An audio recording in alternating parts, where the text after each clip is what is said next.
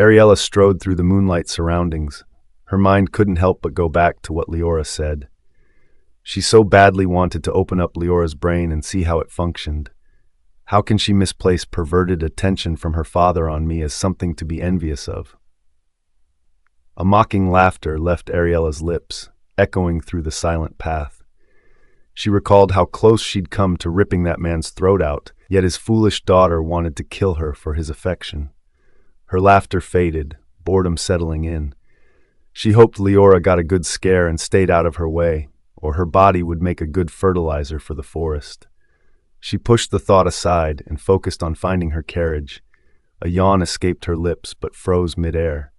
Her ears perked and her body tensed at the unfamiliar breath behind her. Ariella's grip tightened around her cane. Her hair stood on end at the dangerous aura emanating from that breath. Her intuition screamed at her to run, but she remained frozen, knowing she couldn't escape. "Who is there? Come out," she called out calmly, though her heart thumped louder in her chest. "Interesting. How could you sense me when I hide my presence?" A deep timber-like voice tinged with curiosity floated into her ears. She could sense no hostility from his voice, just plain curiosity. Turning to take a look at his aura, her body chilled to the very bone at the sight of his aura. A pounding headache seared through her skull at the sight of a golden-clawed beast aura. The enormous clawed beast swirled around, its deep, majestic roar resonating within her soul. The pressure was so overwhelming that her ears rang. She watched in awe and fear as the beast retracted back into the aura, its color changing back to green associated with humans. "Miss, are you all right?" His voice became far, and beads of sweat coated her forehead, sliding down as she stumbled onto her feet. Xavier's heart skipped when she stumbled to the ground. He quickly carried her into his hands. He looked down to see her eyes shut and her face pale. He checked her nose for signs of air, feeling the warmth of her breath. His heart fell in relief, only to freeze at the sensation of her warm breath between his fingers.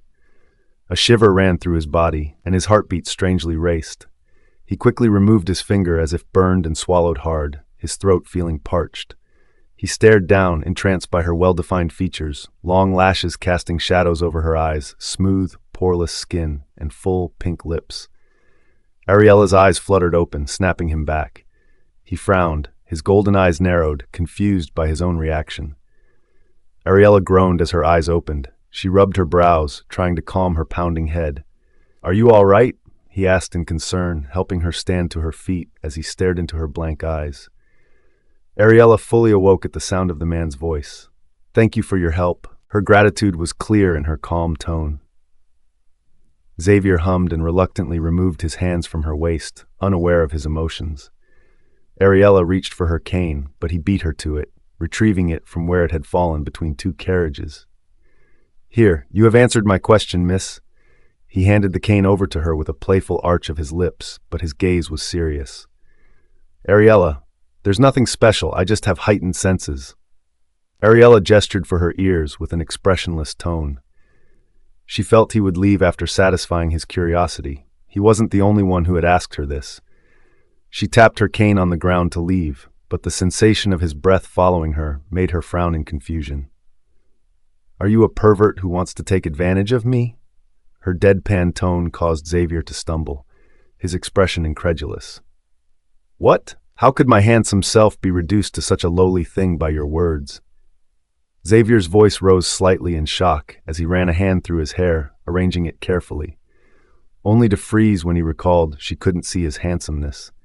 A tinge of disappointment flashed through his heart, but he quickly shook it off. In long strides, he fell into step beside her. "Why would you associate me with such a lowly thing?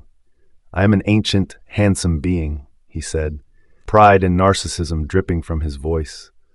"Oh, you're not a pervert, so why are you following me?" she asked, her voice lacking interest. She wanted to end their interactions, her thoughts on what to eat tonight. Xavier's confidence wavered at her disinterest. He was used to attracting attention, yet now he felt an unfamiliar sense of doubt. He glanced at her serene expression, falling to her blank eyes before responding to her words. "You were attacked, and now you fell unconscious. Don't think wildly, I only want to escort you to your carriage," he said sincerely. Ariella's grip on her cane relaxed slightly at his words. "I'm grateful, but there's no need," she uttered, her calm expression warmed up a bit. "I insist."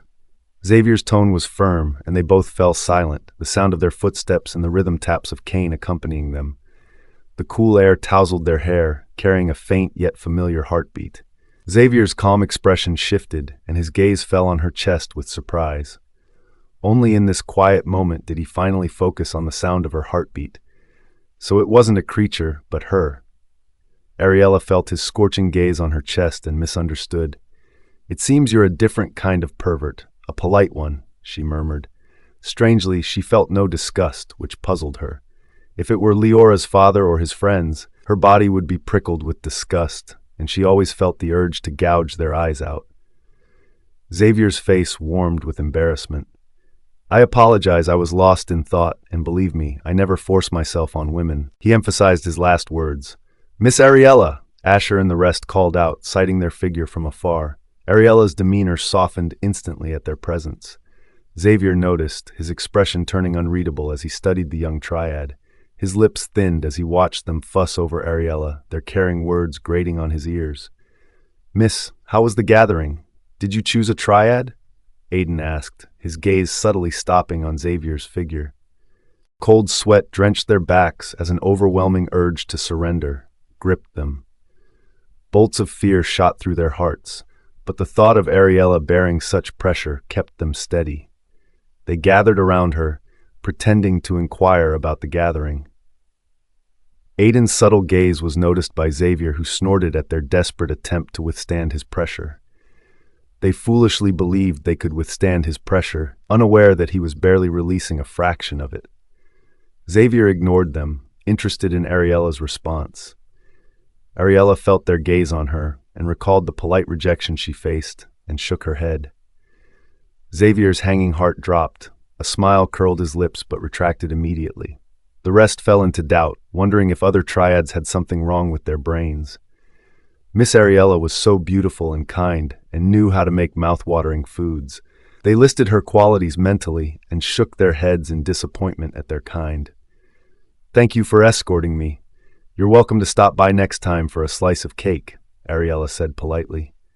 Xavier, however, responded eagerly, as if afraid she might take back her invitation.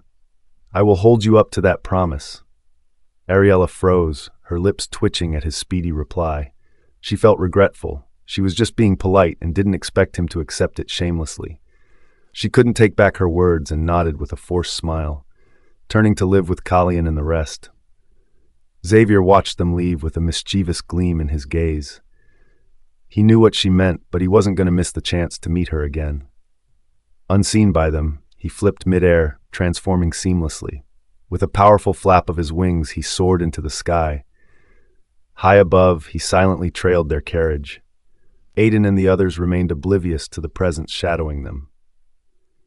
"Miss Ella, did you have anything to eat at the gathering?" Asher asked in concern, knowing they weren't there to help her. Ariella tilted her head. "They served food?" she asked, doubtful. Maybe they did, but she hadn't bothered to get up after sitting. At the words, the three frowned. "Miss Ella, don't tell me you had only nuts all day?"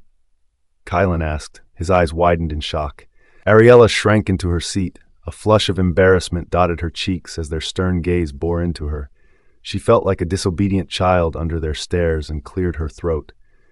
Aiden, who drove, heard their discussion but couldn't chime, swung the whip, urging the horse to increase its pace. "Ahem, the nuts were filling, and I drank more water because of it," Ariella explained softly, her heart warmed at their care and concern. They noticed her guilty expression and sighed, mentally planning to pack food for the next gathering. "Did anyone check up on the tiger cub or feed it?" Ariella changed the subject, worried that her cute cub would go hungry or open up its wound. "I feed it raw meat," Aiden called out from outside. Ariella felt relieved and shut her eyes to rest for the rest of the journey. After some time passed, the carriage pulled up in front of their quaint vine-covered house. Ariella stepped down, letting out a satisfied sigh as she stretched her stiff limbs. Suddenly, a flash of white ran towards her. Seeing the familiar aura, she squatted to its height. "I miss you too," she gushed, rubbing her face against its soft fur. The tiger purred in its throat, squinting as Ariella's fingers massaged its fur. Xavier hovered above their house, frowning as he watched the tiger cub. Its golden eyes glowed dangerously, fixated on the beast. The tiger hairs stood on end, hurriedly getting out of the embrace. Aiden and the other looked up into the sky in fear. "Miss Ella, we should go in." Aiden's voice shook slightly as he urged her to enter the house. The rest surrounded her, vigilant at any slightest movement, but the dragon's breath faded like it was the figment of their imagination. Ariella felt the tense air and entered the house with her brows furrowed but waved it off. Doubt crept into Xavier's mind. What was wrong with him? His emotions were spiraling out of control. Why did seeing that tiger in her arms fill him with such rage? With a thunderous roar, a burst of blue flame lit up the sky, a breathtaking sight. Yet, the majestic dragon remained restless, tangled in confusion. Ariella sank into the bathwater, her pale face glowing like a sea goddess, and her dual-colored hair drifting weightlessly. Her expression was peaceful, as she held her breath for 2 whole minutes, her mind clear like a sheet of white paper. She straightened slowly from the water, inhaling deeply as droplets of water slid down her back. 2 minutes, she murmured with a smile. Holding her breath underwater had been part of her training. Even though she was reborn into this world, she couldn't shake the discipline of her past life. She was already accustomed to the adrenaline rush and the strengthened core it brought. Yet, the aura of that man still lingered, haunting her. Her smile slowly faded as the memory of that oppressive feeling resurfaced. Before him, she was as insignificant as an ant, one he could crush with just his aura. That majestic aura oozing from his very being wasn't something she could contend with, no matter how hard she trained. She ran a hand through her hair, pushing aside her grim thoughts before finishing her bath. At worst, she'd throw everything she had into one final strike before collapsing. She wasn't one to give in and wait for death. Her being in this world was enough proof. Food was laid on the table, stew and long rolls of bread, and some roasted potatoes. Aiden and Asher exchanged disappointed looks as they eyed the familiar bread and stew. Kylan felt their gaze and huffed in anger. "What is with your expressions? We were fine with these before, but now you dare show your distaste for my cooking. Don't eat." "I never said I wasn't eating," Aiden muttered, picking up his wooden spoon. Kylan, please learn well from Miss Ella." Asher stared at him with hope, making Kylan almost fling a spoon on his head. Who said he wasn't going to learn? Asher's words sounded like his current cooking was unpalatable. "Next meal, you're the one cooking." Kylan jabbed his spoon at Asher with a huff. "There's no need to be angry. He was just telling you to learn more variety of food from Miss Ella, so that we won't be stuck in eating this every time," Aiden remarked, trying to soothe Kylan's anger.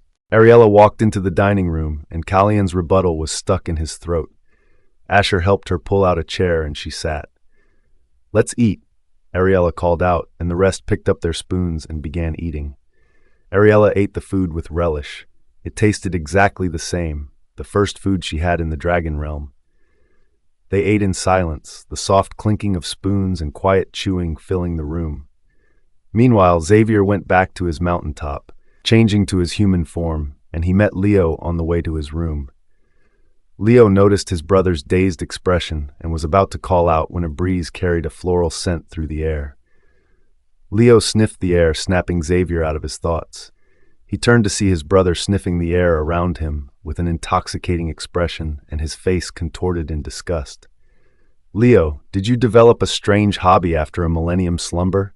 It's disgusting," Xavier uttered, his body covered in goosebumps at the intoxicating expression he glimpsed earlier. Leo woke up from his daze and frowned at his unbecoming behavior. "Did you add a flora essential oil to your bath?" He stared at Xavier with a serious probing expression. Xavier eyed Leo with a confused expression, suspiciously sniffing himself. He found no other smell other than his sweat. "I don't smell anything, and have you ever seen me use essential oils to bathe?" Xavier asked with a dubious gaze at Leo's serious expression. Leo sniffed the air and couldn't get the scent again and wondered if his sense had gone awry. When Leo didn't respond, Xavier gave him one last glance before striding to his room, his mind drifting to Ariella. Leo stared after Xavier back with a confused expression. He rubbed between his brows and left the hallway. While Jasper slept through the day, showing no signs of stirring, his white-tipped hair fanned out as he slept, his body unmoving, as if in a comatose state. The morning sun shone in through the window, and the sounds of cane taps were heard through the workroom. Ariella picked up the ready mint flora balm and went in search of the boys. Handing the balm to Aiden, she said, "Take this to Granny Ruth and tell her I'd like to discuss opening a shop." Aiden took the glass container. "Miss, should I pick up anything on my way back?" he asked, already heading for the door. Ariella thought for a moment. Buy some oil. I could make fried chips. I'm craving that," she murmured to herself. But Aiden's eyes lit up at the mention of something new. He hummed and quickly left the room, but was stopped by her call. "Wait, you haven't taken the money," Ariella called out as his aura moved farther away. "Oh, miss, I forgot." Aiden stopped with an embarrassed flush. Ariella motioned with her hands for him to wait, and she climbed the stairs to get money. After a moment, Aiden heard the familiar cane taps and moved closer to the last step. "Miss," he called out to let her know of his presence, unaware she knew already. "Here, it's 4 silver in there. Is it enough?" Ariella asked, unaware of how much an oil can cost. "Miss, it's more than enough. A can of vegetable oil is 100 copper, so 1 silver is enough." Aiden spoke honestly as he took the pouch from her. "All right, get 2 cans and hurry back," Ariella said and turned to leave. "Yes, miss." Aiden rushed out of the house, his figure dashing towards the town. He sniffed the air, searching for Granny Ruth's scent. The town buzzed with activity. Triad husbands attracted customers with their loud voices from the open shops. Horse carriages thundered over the bluestone streets, carrying the scents of sweat, baked bread, and dust through the air. It took a while before Aiden picked up Granny Ruth's smell. He walked towards the 2-story building in front, pausing to knock on the closed door. "Who is it?" A voice called out from within. "I'm Aiden. Miss Ariella sent me. I'm here to find Granny Ruth." Aiden replied to the person and the wooden door opened. A middle-aged woman glanced at Aiden before making way for him to pass. "Wait here," she uttered before walking into the house. It didn't take a minute before she walked back in and motioned for him to follow her up. They climbed the stairs, the wood creaking beneath their feet. Aiden noticed 3 probing glances on him, causing his back to stiffen. It must be Granny Ruth's husbands. The thought crossed his mind, but his shoulders remained tense. He had heard the rumors about Granny Ruth's husbands, a battle-hardened trio who had fought and survived Resurgence Day, an event recorded as an apocalypse in the history of the Dragon Realm. "Go in." The woman's voice snapped him out of his thoughts. She made way for him, and he walked through the open door. Inside, Granny Ruth sat across a table, papers densely covered with writing scattered on top. She looked up to see Aiden, and a warm smile curled on her lips. "Good morning, Granny Ruth. Miss Ariella said I should give you this." He moved the glass container towards her. Ruth picked it up with a smile. "I thought I told that child not to get anything for me." Though she complained, her smile was brighter. "What is it?" Ruth turned the cap, and a burst of mint flora scent spread through the room. The smell was so soothing that Ruth couldn't help but close her eyes and sniff deeply.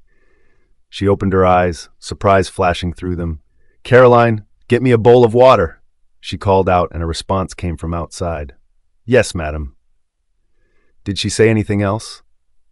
Ruth asked, her gaze still on the opened bottle. She quickly closed it, not wanting the scent to fade. "Yes, she said she wants to discuss any vacant shops with you. She's looking to open one," Aiden relayed, his gaze lingering on the glass container in Granny Ruth's hand. Ruth had a thoughtful expression. Before she could dwell on Ariella's request, a servant placed a water bowl before her. She washed her hands thoroughly and wiped them off, handing the towel to Caroline. She gently scooped a bit of balm and smoothed it over her wrist. The texture was incredibly smooth. She brought her wrist to her nose, inhaling the lingering mint scent. Rubbing her wrist, she noted how soft her skin felt without the excess oiliness of the balms sold in town. Aiden watched her action impatiently. He couldn't wait to return with the oil, but he needed her response. "What high-quality balm?" Tell her I like her gift very much, and she can see me tomorrow concerning the shop," Ruth said with a smile, unable to drop the balm on the table. She held it carefully as she watched Aiden leave. Turning to Caroline, "What do you think I should give her in return?" she asked. "Madam, since she wants a shop, why not give her the best?" Caroline suggested. She looked at the container in curiosity, but Ruth moved it out of sight with a cough. Aiden rushed to the store selling oil and bought 2 cans. With a burst of speed, he returned home. Ariella was munching on some grapes when he came back. Callian and Asher were nowhere in sight. "Miss Ella, I'm back. Granny Ruth said you can see her tomorrow, and I bought the oil. Where are Asher and Callian?" Aiden asked, his voice steady as he caught his breath from the sprint. "They went to catch fish for me." As soon as she finished her words, they walked in with buckets in hand. "Miss Ella, we got a big catch," Callian said as he placed the bucket down. 10 large sea bass struggled in the water, their tails slapping against the surface, sending splashes onto the ground as they tried to escape. The second bucket held an equally impressive catch. Aiden dropped his bucket on the ground with a doubtful expression. "Miss Ella, are you sure it's edible?" He grimaced when he recalled the fishy smell when he ate it before. "You'll taste it later. Aiden, Asher, go wash the fish and make sure to remove the guts. Callian, come with me to the kitchen." Ariella assigned the tasks to everyone. "Yes, miss." They responded, and Aiden passed the oil to Callian while giving him a look filled with meaning. Asher mouthed to Callian, "Learn well." Callian's eyes narrowed dangerously, but they ignored him and carried the bucket out. Ariella hummed softly as she took potatoes from the basket. "Help me wash and peel them." She uttered, and Callian hummed and took the potatoes from the table. She took out salt and knives under Callian's watchful gaze. "Don't worry, I won't injure myself," she said, trying to soothe his concerns. "Miss Ella, just instruct me on what I should do. I want to learn this recipe," Callian said with a serious tone, not pausing as he peeled the potatoes quickly. "Sigh. All right. Follow everything I say." Ariella surrendered, not having the energy to explain that she could handle herself in the kitchen. "Where's the butter?" Ariella asked as she ran her hands on the cupboards. "Move closer to the left," Callian directed as he peeled the last of the potatoes. "I'm done." Ariella's hand paused, and she snapped her head towards him. "So fast!" Her voice was raised in surprise, but she quickly calmed down, feeling it was part of his dragon strength. "Bring them closer, and watch the size of my cut." She picked up the knife under Callian's stare. Running her hands over a potato, she measured it with her fingers and sliced through, cutting one thin strip. "Cut the rest the way," Ariella instructed, dropping the knife on the tabletop. Callian swiftly gathered all the knives, worried she might try using them again. He got a huge scare at her actions and felt any slight shift, her fingers would go along with the potatoes. Ariella felt depressed at his actions. She felt her cooking journey was going to be hard. "Miss Ella, here are the fish," Aiden called out before entering the kitchen. "Help me pat the fish dry. Bring me a knife." She paused, feeling their gaze on her. "Forget it. Make some diagonal cuts on the fish." Ariella compromised and instructed on what to do. Callian was done slicing the potatoes, and she was instructed to wash them with cold water from the well.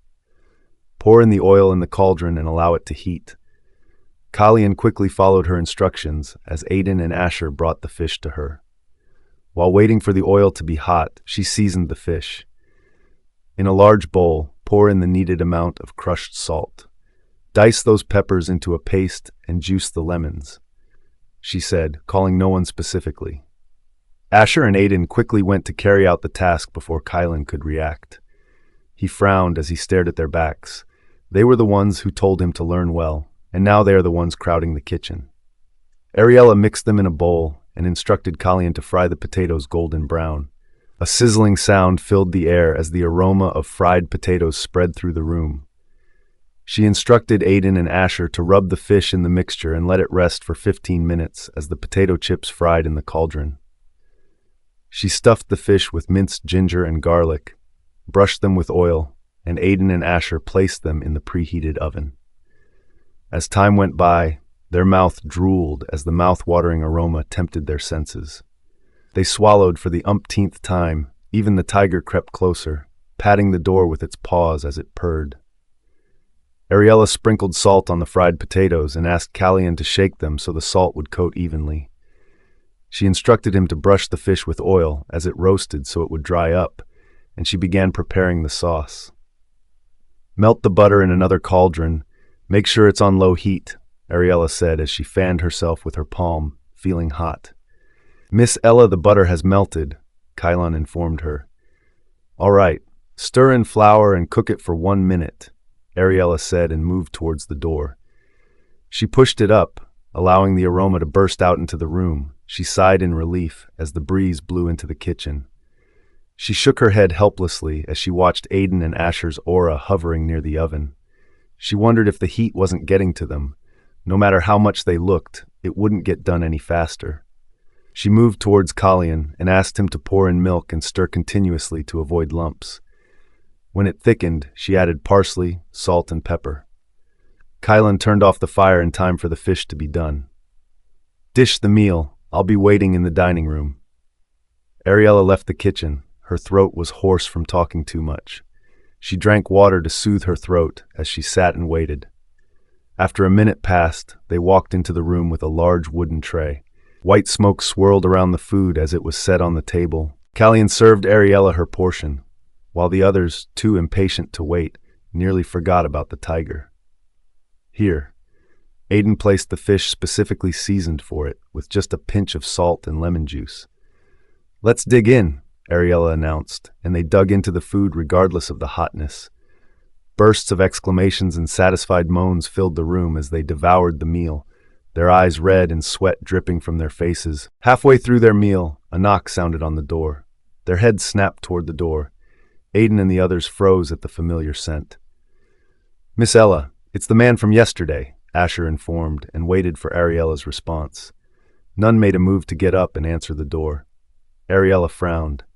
Isn't it too soon for him to show up? I expected him next week.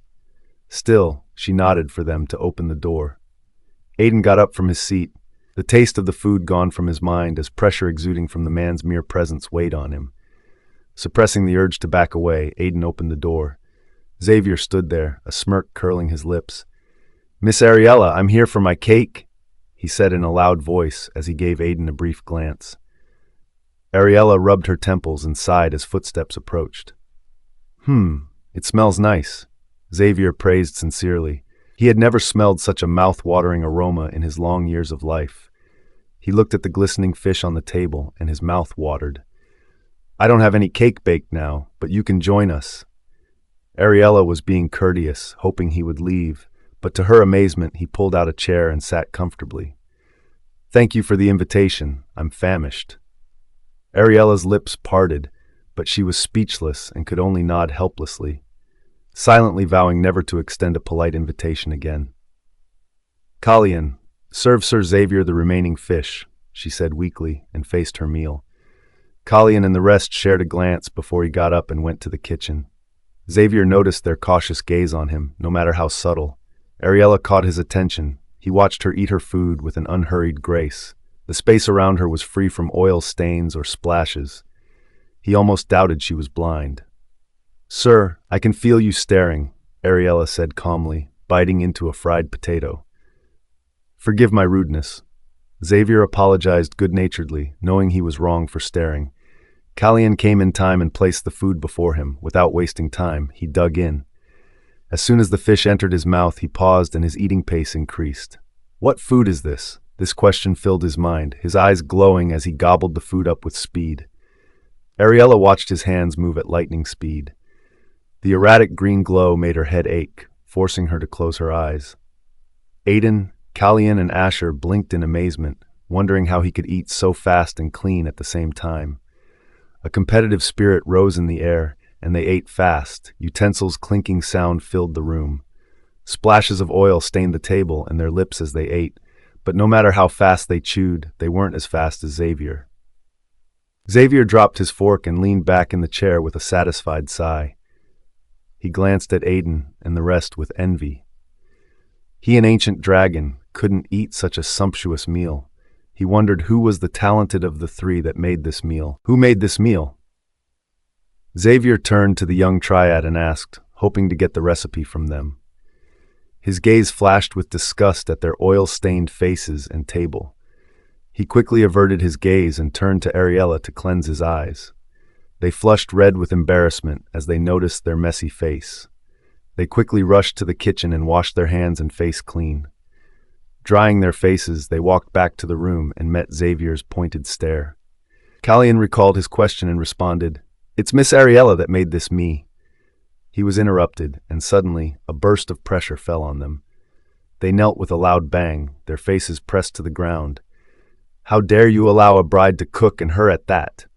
Xavier's playfulness was nowhere to be found. His voice shook with fury. "Stop," Ariella uttered coldly, the ends of her cane pressed against his throat. She was ready to pierce through his throat if he didn't suppress his pressure on them. Xavier froze. He glanced at the stick held to his throat, and his anger shifted into one of amusement. Callian and the rest breathed heavily like fishes brought out of the water. Sweat soaked their skin, their bodies trembling from the aftershock. Terror gripped their heart completely as they glanced at Xavier. This man is dangerous. This thought flashed in their mind. Still, they struggled to their feet, standing protectively in front of Ariella despite their trembling legs. Xavier tapped the cane with a finger. She was his first, the first to ever threaten him, and it was a pleasant experience. Ariella frowned. She saw no red in his aura. Shouldn't he be furious at being threatened? Why does he look amused? Confused, she lowered her cane. "Sir Xavier, I'm the one that insisted I cook, and they did all the work under my instructions," Ariella explained, hoping not to bring any form of trouble for Callian and the rest. Xavier said nothing and glanced at the trembling three with a silent nod of acknowledgement. They were brave enough to still protect her under his overwhelming power, and his anger on them eased slightly. "All right, I won't pursue this matter," Xavier responded softly when he faced her and added as he met her blank stare. "This triad was given to the brides to do house chores and run errands. Use them well," he said softly, and Ariella nodded at the concern in his voice. "I know, but I like doing certain things myself," Ariella said with a firm tone, not willing to compromise on this. She shuddered at the thought of doing nothing but eating and sleeping. "I love your food," he praised, then tapped the table as he thought of something. "I will come every day to eat. I won't eat for nothing. Goodbye," he said as he walked out in a long stride. "Wait, I did not agree to this. Sir?" Ariella called out in frustration, but no signs of him. "Miss Ella, he's gone." Asher's words echoed through the dining. Ariella slammed her cane in anger, cursing her luck for meeting this man. Vote for Lovelies. Callian and the rest went for their training, while Ariella stayed in the house. She sprawled on the couch and ran her hands lazily over the tiger furs. She had nothing to do at the moment, and she was so bored. Hugging the tiger to her, she stifled a yawn and lay comfortably on the couch. As sleep was about to calm her, she heard a knock on her door. "I'm coming," she called out as she got up from the chair. The tiger whined and patted its fur before following behind her. Ariella opened the door but found no one. She frowned, glancing around. She was sure she had heard a knock. Just as she was about to shut the door, a tiny green flower-covered figure darted inside. She stood there stunned under the tiger's threatening growl. She closed her eyes, wondering if the auras were playing tricks on her. A tiny flying figure? Then again, after arriving here on a dragon, it wasn't the strangest thing. Closing the door, she followed the bell-like chimes to the kitchen, where the green figure hovered over her honey jar. "Hello, tiny human," she called out in a whisper so as not to startle the small fellow. But it ignored her and pulled the jar open with surprising strength. In its mind, it didn't think anyone could see its figure unless shown to them. Thinking it hadn't heard her, Ariella poked it gently. "You're stealing my honey." The figure froze in shock. It recoiled, convinced the human hadn't actually spoken to her. The flowers and vine in her green hair moved like they had thoughts on their own. They held the cover in place as she transformed a vine into a spoon. She scooped out a spoonful of honey and popped it into her mouth. A bell-like sound chimed on her body as her face squinted in enjoyment. Ariella watched the green figure ignore her again, and she held it up by the hair and brought it closer to her face, only to notice it was a female. It's rude to ignore the owner as you steal from them, Ariella said as she poked the bulging cheeks of the little female. The dryad's face drained of color as she noticed the human could actually see her. She struggled under Ariella's hold, ready to flee, but Ariella gripped her tightly. Ow! Human! Stop pulling my hair. It hurts. She screamed out, but her voice sounded like chimes in Ariella's ears. At some point, the tiger stopped growling, watching as its new owner raised her hands. It jumped on its feet, thinking Ariella was playing with it.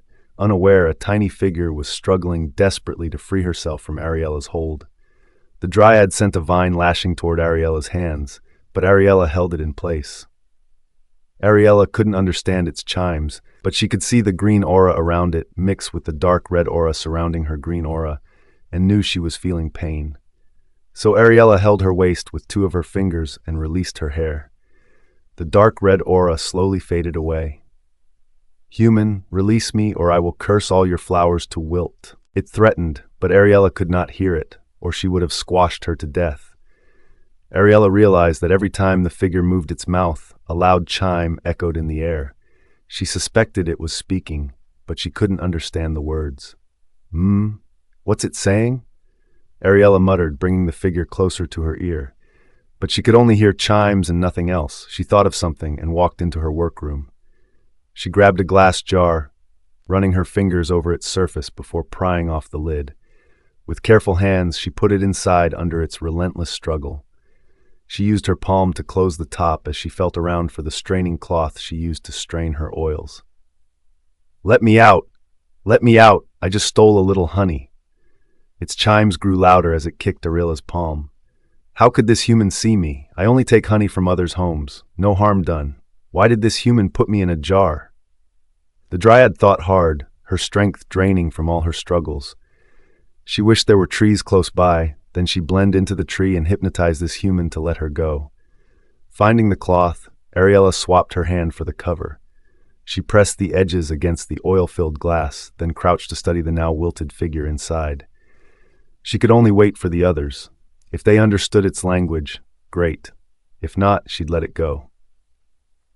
She tapped the glass, marveling at the tiny green figure inside. After a while, she grew tired of squatting and carried the jar into the living room and placed it gently on the table. The tiger lifted a paw to swat the jar, but Ariella pulled it close, keeping it away. Don't touch the glass, a little fellow is inside. She rubbed in its fur and became aware she hadn't named the tiger yet. Let's call you White. She gave it the name of her dog, a reminiscing smile on her face, hoping the dog was living well with its new owner. White growled in acceptance, stretching as it threw the empty glass a glance before shutting its eyes. Miss Ariella, we are back! Aiden's voice called out from outside the door before it was pushed open. The noise stirred Ariella awake. She glanced at the glass, relieved to see the tiny figure still inside. She had thought it escaped when she unknowingly fell asleep, but thank God it was still here. She looked up at the sound of footsteps and saw Aiden and Rest. You are back. Come, do you know what creature is this? Ariella motioned for them to come closer and pointed at the glass on the table. They moved closer and stared at the glass in unison and saw a speck of green light. They partially shifted their human vision to their dragon feline sight, revealing the plant-covered figure. The little figure felt 3 pairs of eyes looking at her through the glass and straightened up.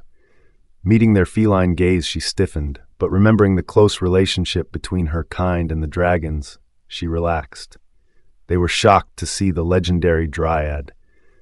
The grass and flowers covering her body made it instantly clear what she was. I didn't know they would actually exist. Asher exclaimed in surprise, the rest nodding along with their expression mirroring his. Ariella observed them hovering around the glass, their fascination fixed on the little human. Can anyone communicate with it? Her question snapped them out of their thoughts. They were still reeling from the surprise that dryads actually existed. They had thought it was a myth passed down for generations, not knowing they would see one today. They were about to find out if they could speak with it when they froze, turning to Ariella in astonishment. Miss Ella, how were you able to see it? Aiden asked, his expression one of disbelief as he waited for her response. Asher and Callian stared into her blank eyes as they waited for her response. The dryad looked back and forth between them, wondering when they would release her. Ariella paused before answering confidently, tapping her fingers to her ears for emphasis. Though I'm blind, I hear exceedingly well with my other senses, and the little human's chimes were so loud as she stole my honey. Aiden and the rest nodded, though skepticism still lingered in their eyes. There was no other reasonable explanation for this, and they accepted her words. Miss Ella, this is a dryad. Remember we told you they lived in the forest? Callian said as he tapped the glass to get the dryad's attention. Ariella hummed, recalling their words the day she entered the forest. She sat and stared in the direction of the glass, making no move to stop Callian's actions. Let me out! You can't eat me. The dragon ancestors made a peaceful treaty with us. I won't steal your honey again. Please, let me return to the forest. Zelia pleaded, filled with regret for choosing this house to satisfy her honey cravings. Ariella heard chiming sounds and looked at Aiden and the rest to see if they understood her words. Their eyes lit up when they heard the bell-like voice pleading for her release. Perhaps it was due to the dragon's sharp hearing. They could catch her voice, no matter how faint it was. Callian relayed the message to Ariella, whose eyes gleamed with curiosity and awe. Such tiny beings possessed remarkable intellect. Ask her how she plans to pay for the honey she stole, Ariella said, a scheming gleam in her eyes. Aiden quickly passed the message along, but Zelia couldn't understand him, only feeling he was trying to tell her something. Dragonkin, what are you trying to tell me? I can't hear you, Zelia complained, moving her ears closer to the glass in hopes of catching any part of his words. Aiden and the others were caught in a dilemma. How could they pass the message when she couldn't understand their words? Ariella noticed their frowning expression. What's wrong? She asked as she moved closer to the table. She can't hear what we said, but we can hear her, Asher explained with a frustrated sigh. Ariella frowned, her gaze fixed on the figure in the glass. Now that she knew the creature was a dryad, Ariella wanted to trick her into sourcing fruits and edible crops from the forest in exchange for honey she stole. Ariella tapped her fingers absently on the table as her mind raced.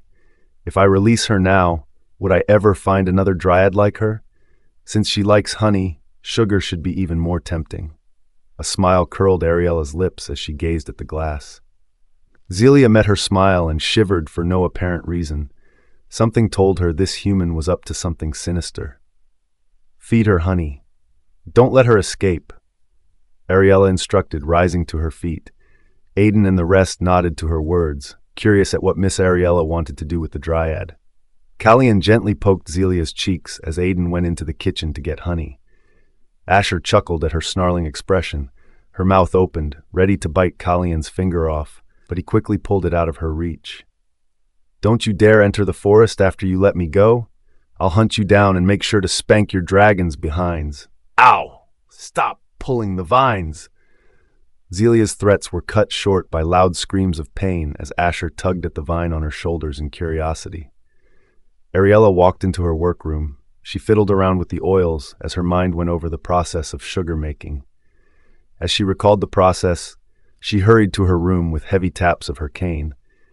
Inside, she followed the plant aura and moved towards the bags she needed.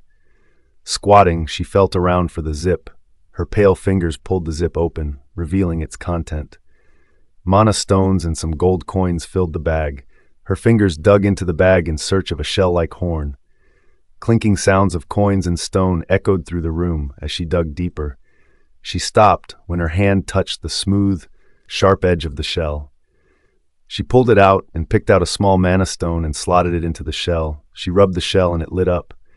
She recorded her thoughts on processing sugarcane before carefully placing the shell on the dressing table. She hummed happily, unable to stop herself from processing sugar, but sensing the darkening sky, she gave up. Knock. Miss Ella, the dinner is served. Aiden's voice floated into the room. I'm coming. Ariella responded with a raised voice while arranging her bag in order. Zipping it up, she picked up her cane and left the room. Zelia wilted like dried eggplant. watching them through the glass container. A plate was placed under her, and the glass container was widened this time, with a drop of honey and water at the other end. Zelia snorted as she glanced at the honey, wondering if they wanted to raise her like a pet. She wasn't going to taste a drop of honey, unwilling to satisfy them with her compliance. But as time went on, her stomach grumbled and she slowly inched toward the honey. I'm only eating this so I have enough strength to escape," she muttered, trying to convince herself it wasn't because of hunger. The moonlight shone on the enormous castle, creating a mysterious, peaceful atmosphere. But within its walls, arguments ensued. The three kings watched darkly as their mothers and sisters traded words with each other. "I saw the esteemed lord first. Don't you dare go after him! They are mine!" Fiona hissed dangerously, threats gleaming in her eyes. Mirabelle snorted, eyeing Fiona's figure from top to bottom. Her gaze lingered on Fiona's thin frame and flat chest. She said nothing, but her silence was louder than words. Fiona's eyes darkened, her hands trembling with anger. Ophelia leaned into her chair, her black waving hair swaying gently as she sliced her meat. Their mothers on the other side of the dining room spoke with a smile that didn't reach their eyes. Logan's mother, "Why don't you leave my daughter Ophelia to marry the esteemed lords?" Caden's mother said with a matter-of-fact tone. Since Cadian led the triad, she believed her daughter had the rightful claim to Leo and the others. "You can't say that. Who knows if the lords might like my daughter that yours?" Logan's mother refuted softly, as she sliced a piece of meat. "Don't join children in their argument." Fiona made her intentions clear beforehand, and she has the highest dragon resistance energy than the three. Reed's mother gloated with a proud smile, already imagining her daughter being above everyone. The other two women's smiles dropped slightly, but they quickly composed themselves. "The lords might not need someone with high resistance." Cadian's mother hissed under her breath and took a sip of her wine. "Your Majesty, why don't you ask the esteemed lords what they think of our princess?" Reed's mother asked the kings who had been quiet since the start of the meal. At her question, the previously quiet royal family members turned their attention to the kings. The other prince and princess from the king's mothers faced their food. They were just step-siblings and had no right to butt into their discussions. But some of the princesses were envious of Ophelia and the rest, who were the king's sisters. "Mothers, this is a warning. Do not entertain any improper thoughts about the esteemed lords," Reed said, his voice shaking with anger. "Let our sisters choose a triad for themselves and marry. This is their final chance. If they don't, we will choose for them," Logan declared with a frown, raising his hand to silence any protests. Cadian wiped his lips and tossed the cloth aside, then glanced at each of them. "Whoever brings this topic up again will be married off." He paused, his gaze narrowing on their mothers. "If you're bored, find something to occupy your time, or your expenses will be cut next month." Cadian's voice dripped with threat, causing the women to freeze and fall silent. Yet none abandoned their schemes to wed their daughters to the esteemed lords. "I was only asking. I won't meddle in the lords' marriages," one of them said with a gentle laugh, as if it were just a harmless joke, and her earlier words should not be taken seriously. The women reluctantly compromised, not wanting their expenses cut. How else would they feed their lovers, care for their other children, or buy the latest dresses for balls? Cadian and the others lost their appetite and rose from the table, leaving the dining room. As soon as they were gone, the women's pretenses dropped. They exchanged glances, schemes and rivalry flickering in their eyes. The princesses shot each other with a look of disgust before sashaying out of the room with their step-siblings behind them like little followers. Cadian, Logan, and Reed exhaled in frustration, black dragon fumes curling into the night. Reed sat on the terrace, gazing at the moon. "I miss those days when we were just normal dragons," he said in a reminiscing tone. Their minds drifted to the past, back when there was no infighting and their mothers were the best of friends, happily gossiping together. All that changed when their dragon underwent a transformation after the last kings died in battle. Since then, a rift had formed, competition between them grew, and even their way of life changed. Now they have more than one lover. It wouldn't have been a bad thing since their husbands died. No, They sought out married triads, finding twisted pleasure in women offering up their husbands, willingly or not. It was sickening to watch them spiral further out of control.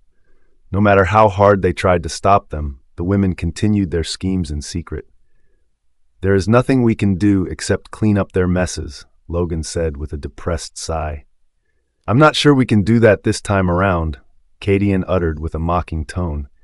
He knew his words earlier weren't going to stop them in any way. He trusted those women to scheme covertly, and it wasn't so bad if the esteemed lord picked one of their sisters. "We should send gifts to the House of Worsfield. We have to make our intentions of marriage known." Reed changed the subject to one of great importance to them. Cadian rubbed between his brows and nodded. They had dragged their marriage long enough. Now that the Dragon Realm had recovered from that war, it was time to give them a queen.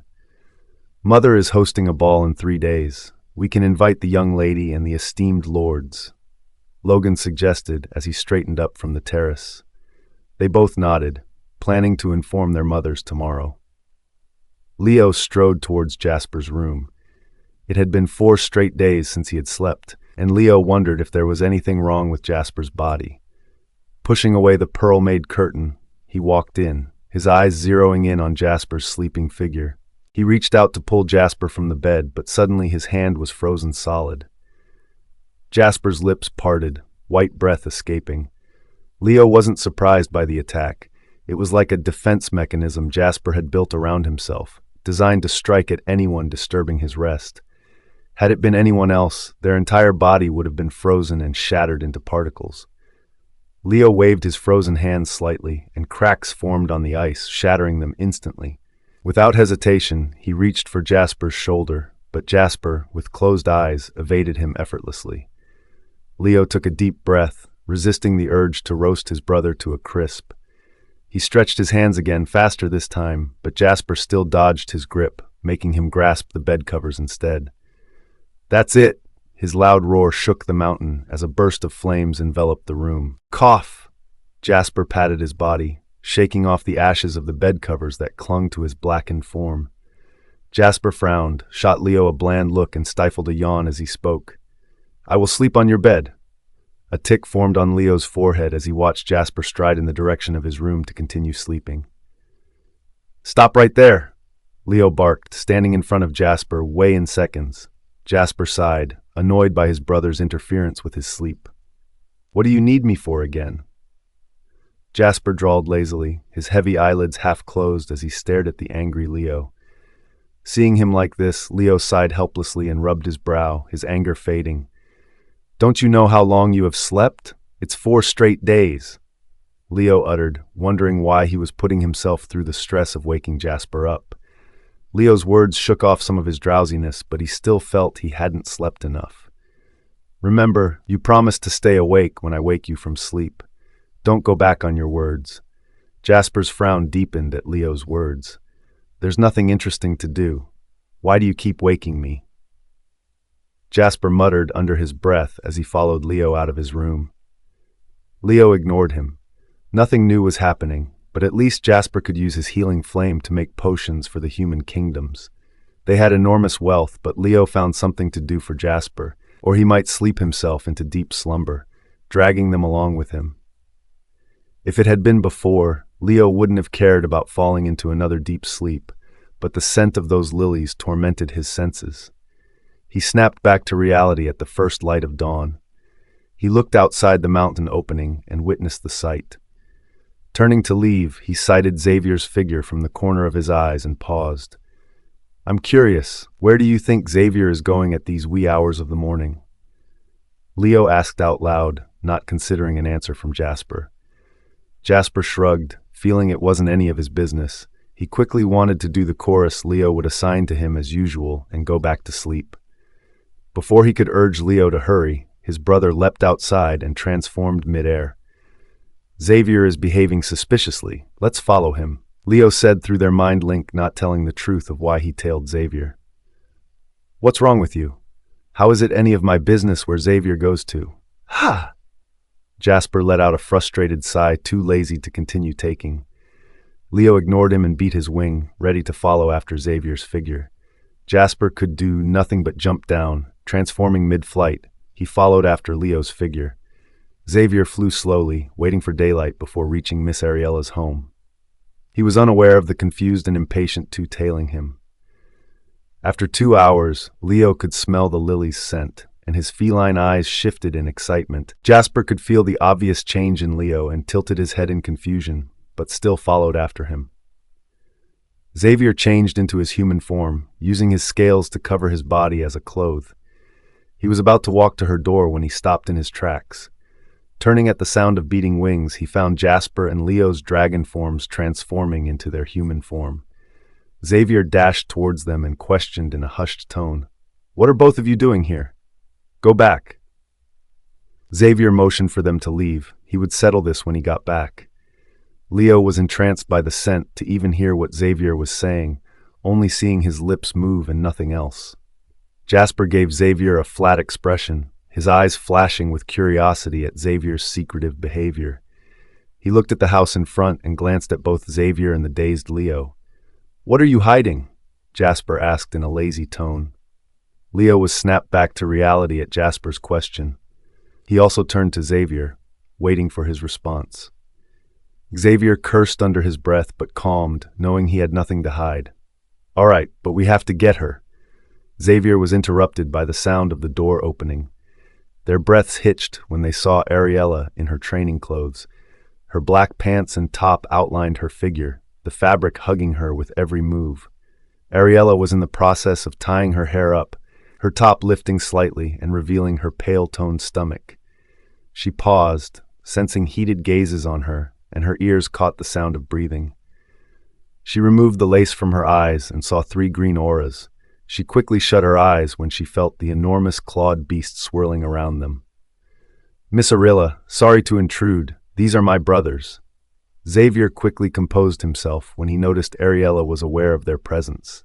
Ariella calmly tied the lace back over her eyes, though cold sweat dampened her back from their overwhelming aura. "Sir Xavier, what brings you here again?" she asked while nodding in greeting towards the dazed two. Leo was overwhelmed by her scent, while Jasper admired her dual-colored hair. "I came here for a meal. You still owe me a cake," Xavier responded with a relaxed, punchable smile while nudging his brothers to introduce themselves. Ariella's hands tightened on her cane, suppressing the urge to hit him. Leo and Jasper snapped out of their daze and noticed the familiarity between Xavier and the bride. "I'm Jasper, Xavier's brother and triad member. Is this your natural hair color?" he asked, his gaze filled with curiosity as he moved closer to her. Ariella moved back slightly before Leo reacted, grabbing Jasper by the collar to stop him. "I apologize for my brother's rudeness. I'm Leo, the older and head of the triad," Leo said politely, his eyes not leaving her figure. "Ariella," she paused, her tone laced with curiosity, "I owe your brother a cake, but what brings you two here?" Leo and Jasper fell into an awkward silence, unsure of what reason to give for their sudden, unannounced visit.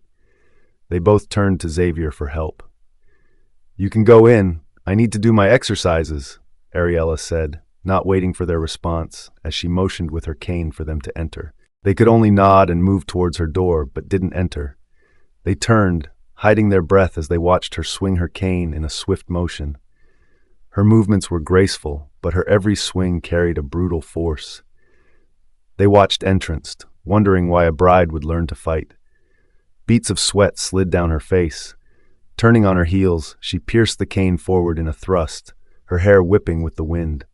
After some minutes passed, she grew to a stop, feeling her body numb, but her mind was refreshed and more awake for the day.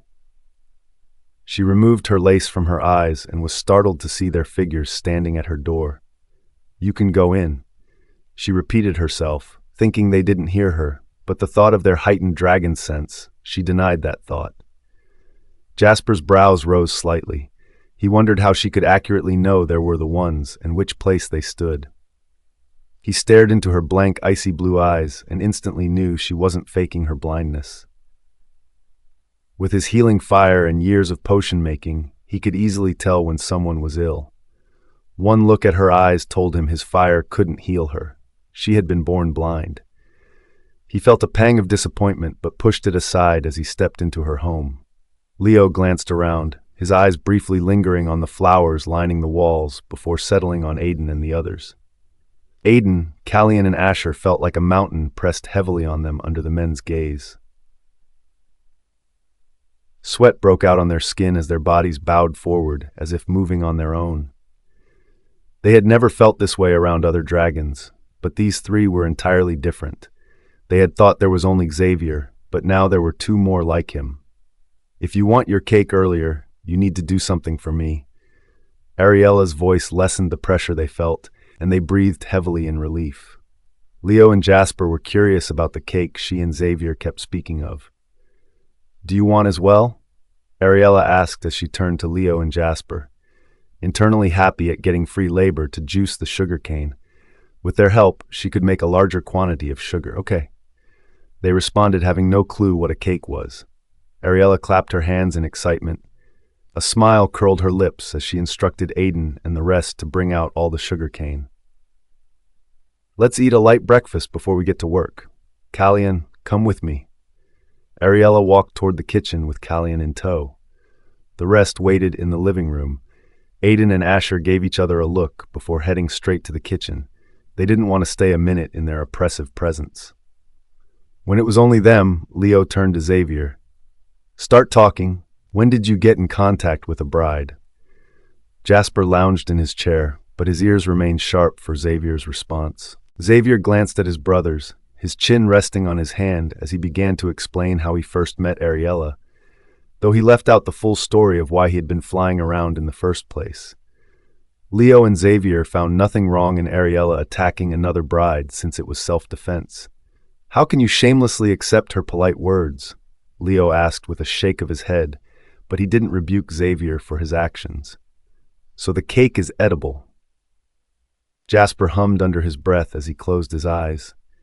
Meanwhile, inside the kitchen, Ariella instructed Callian to bake some bread, planning to make an egg butter for the bread spread. "Asher, whisk the eggs," Ariella said as she tried to pull out the milk container, which Aiden brought it out before she could. Ariella didn't react much to his action, already used to it.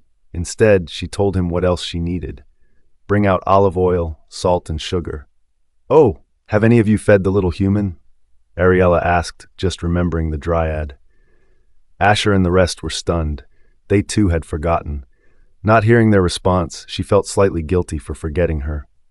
"Aiden, scoop a spoonful of honey and take it to her." Ariella urged him to go quickly, as she dragged the milk towards Asher. "Okay," Aiden called out as he left the kitchen with the spoon. Reaching the living room, Aiden felt ill at ease at their presence. He nodded respectfully to them and moved to the dining table, where the glass container was placed.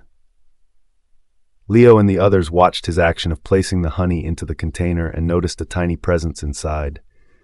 Xavier got up, his eyes shifting to his dragon sight, and he saw a dryad captured in the glass. "Oh, how did you catch this little creature?" Xavier's tone was filled with schadenfreude at its wilted form. Jasper was already fast asleep to care about the caught dryad.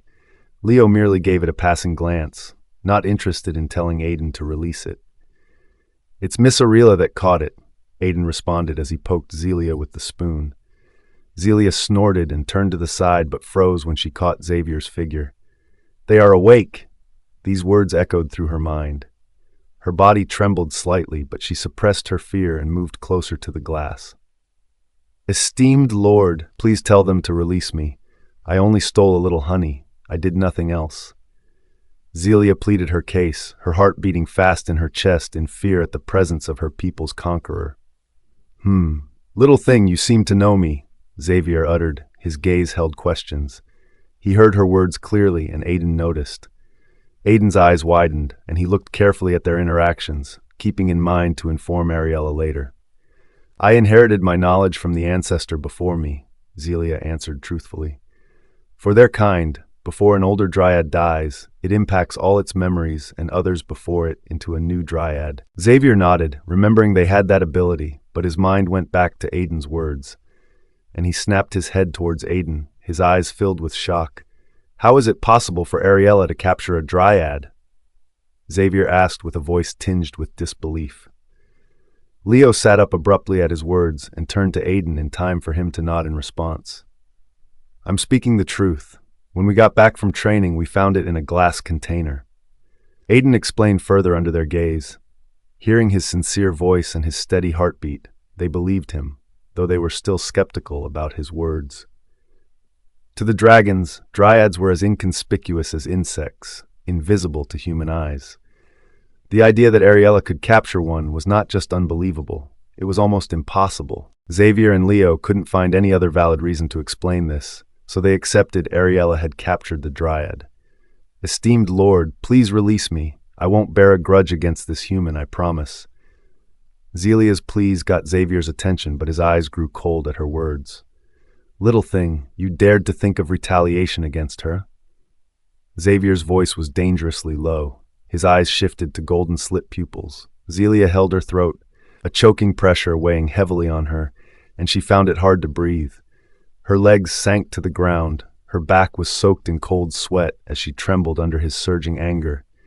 Aiden was affected as well. His legs sank lower by the pressure.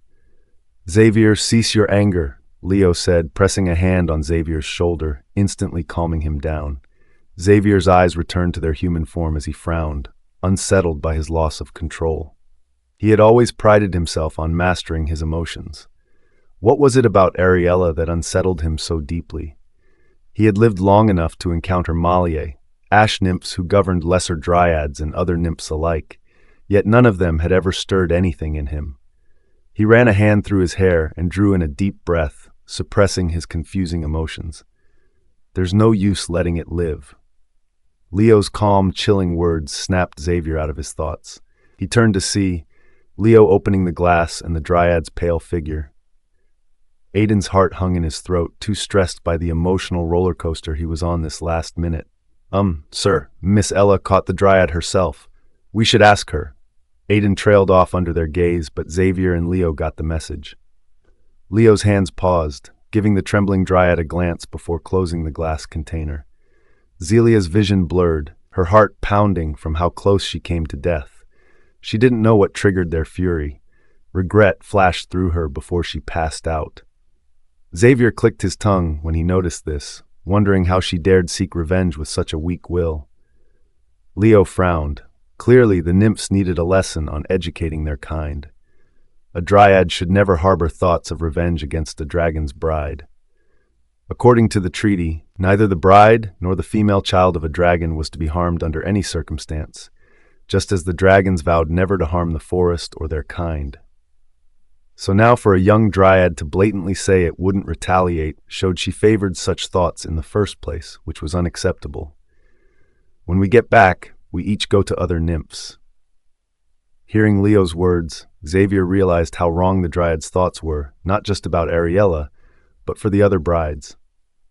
Xavier nodded, a chilling smile curling on his lips. He planned to collect plenty of treasures from them. They shouldn't blame him for his actions, but instead for the poor education of their young ones. As they turned to sit, they didn't notice a white flame slitting through the glass and drilling into Zelia's figure. A grimace creased her brows, but she didn't wake up. Jasper shut his eyes, and the white flames lingering on his fingertips dissipated. Meanwhile, Ariella remained blissfully unaware of how the dryad was close to death. She touched on the egg butter spread she was making. She had completely forgotten there wasn't any sugar in the first place, and had to substitute it with honey. In front of Asher was a bowl of whisked eggs, olive oil, salt, lemon juice, and a bit of honey. Cook the egg mix on low heat, stir it well, and when it thickens, turn the fire off, Ariella instructed Asher as she toasted the freshly baked bread in another pan. Callian pressed the bread in the greased pan, making sure it turned golden brown before doing the same for the other loaves. Asher did as instructed, and it didn't take more than 5 minutes before it turned creamy.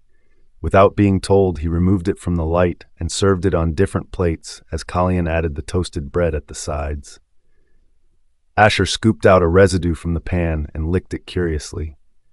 His eyes lit up by the creamy sour but sweet aftertaste. He eyed the toast, curious how it would pair with the spread.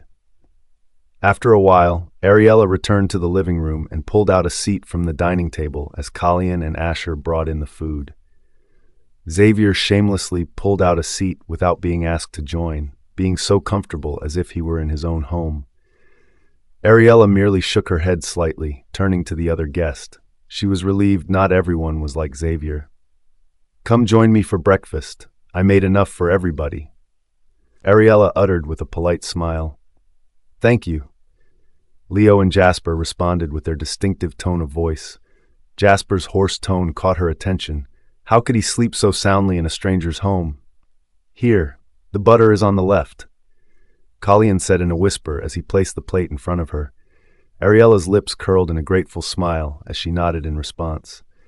Following his instructions, she picked a loaf and spread the egg butter over it. The rest followed her actions, and when they bit into the crispy bread, the sour, sweet spread added a different flavor altogether. Jasper and Leo's eyes lit up. Xavier was much better, but his pace increased nevertheless. Jasper loves the sour taste of the cream and plans to ask for the recipe before they head back.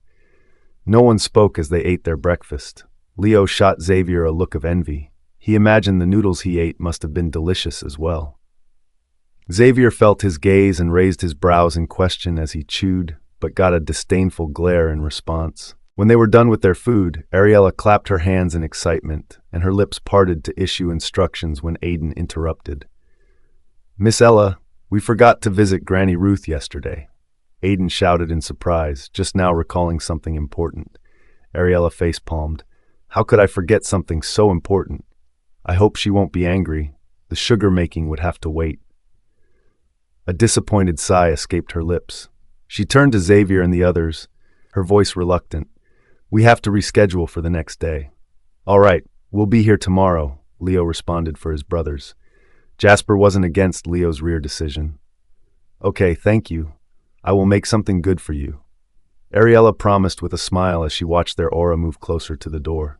"Take care," Xavier called out, and they left. Ariella quickly went upstairs to change, while Colleen went to town to rent a coach to take Ariella to town, since the distance was a bit far from the house. White noticed his owner was leaving and rubbed against her leg, letting out a whine to follow her. "I can't take you with me." Ariella refused, running her hand through its fur as she waited for Colleen to return. White's whine grew louder as he pawed at her legs, but Ariella refused, no matter how cute or soft its little paws were. "Miss Ella, Colleen is back. Let's go," Asher called out from the entrance door. Ariella gave White one last pat before leaving the room. She gave the glass container a quick glance and was relieved to see the Dryad's aura. Ariella assumed she was asleep since she didn't make those bell-like sounds. Her cane tapped against the carriage as she found the small stool to climb up. With Asher's help, she entered the carriage.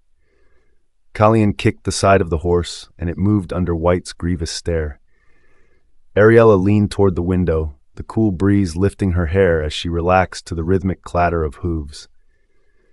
After 40 minutes had passed, the carriage stopped in front of a building. Aiden got down to knock on the door while Asher helped her down from the carriage. "Who is it?" Caroline's voice came from the other end. "It's Aiden. We are here to see Granny Ruth." Hearing Aiden's familiar voice, she opened the door and found a young woman behind him. "Good morning. I hope I didn't come at the wrong time?" Ariella asked, feeling guilty that she forgot such an important appointment and could only hope Granny Ruth wouldn't be angry. Caroline's stoic expression softened slightly at Ariella's humble voice. "Wait here. I will let her know you are here." Caroline nodded at Ariella before closing the door behind her. They didn't wait long, and the door was opened. "Come in." Caroline invited them in, patiently waiting as Ariella climbed the stairs, a flash of pity flashing in her heart for Ariella's loss of sight. "Knock. Come in."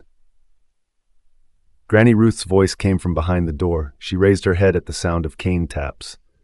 "You're here. Child, I thought you'd forgotten our appointment, or changed your mind," Granny Ruth said, rising from her seat, mock anger lacing her voice. Ariella flushed in embarrassment. "I'm sorry. I still need the shop."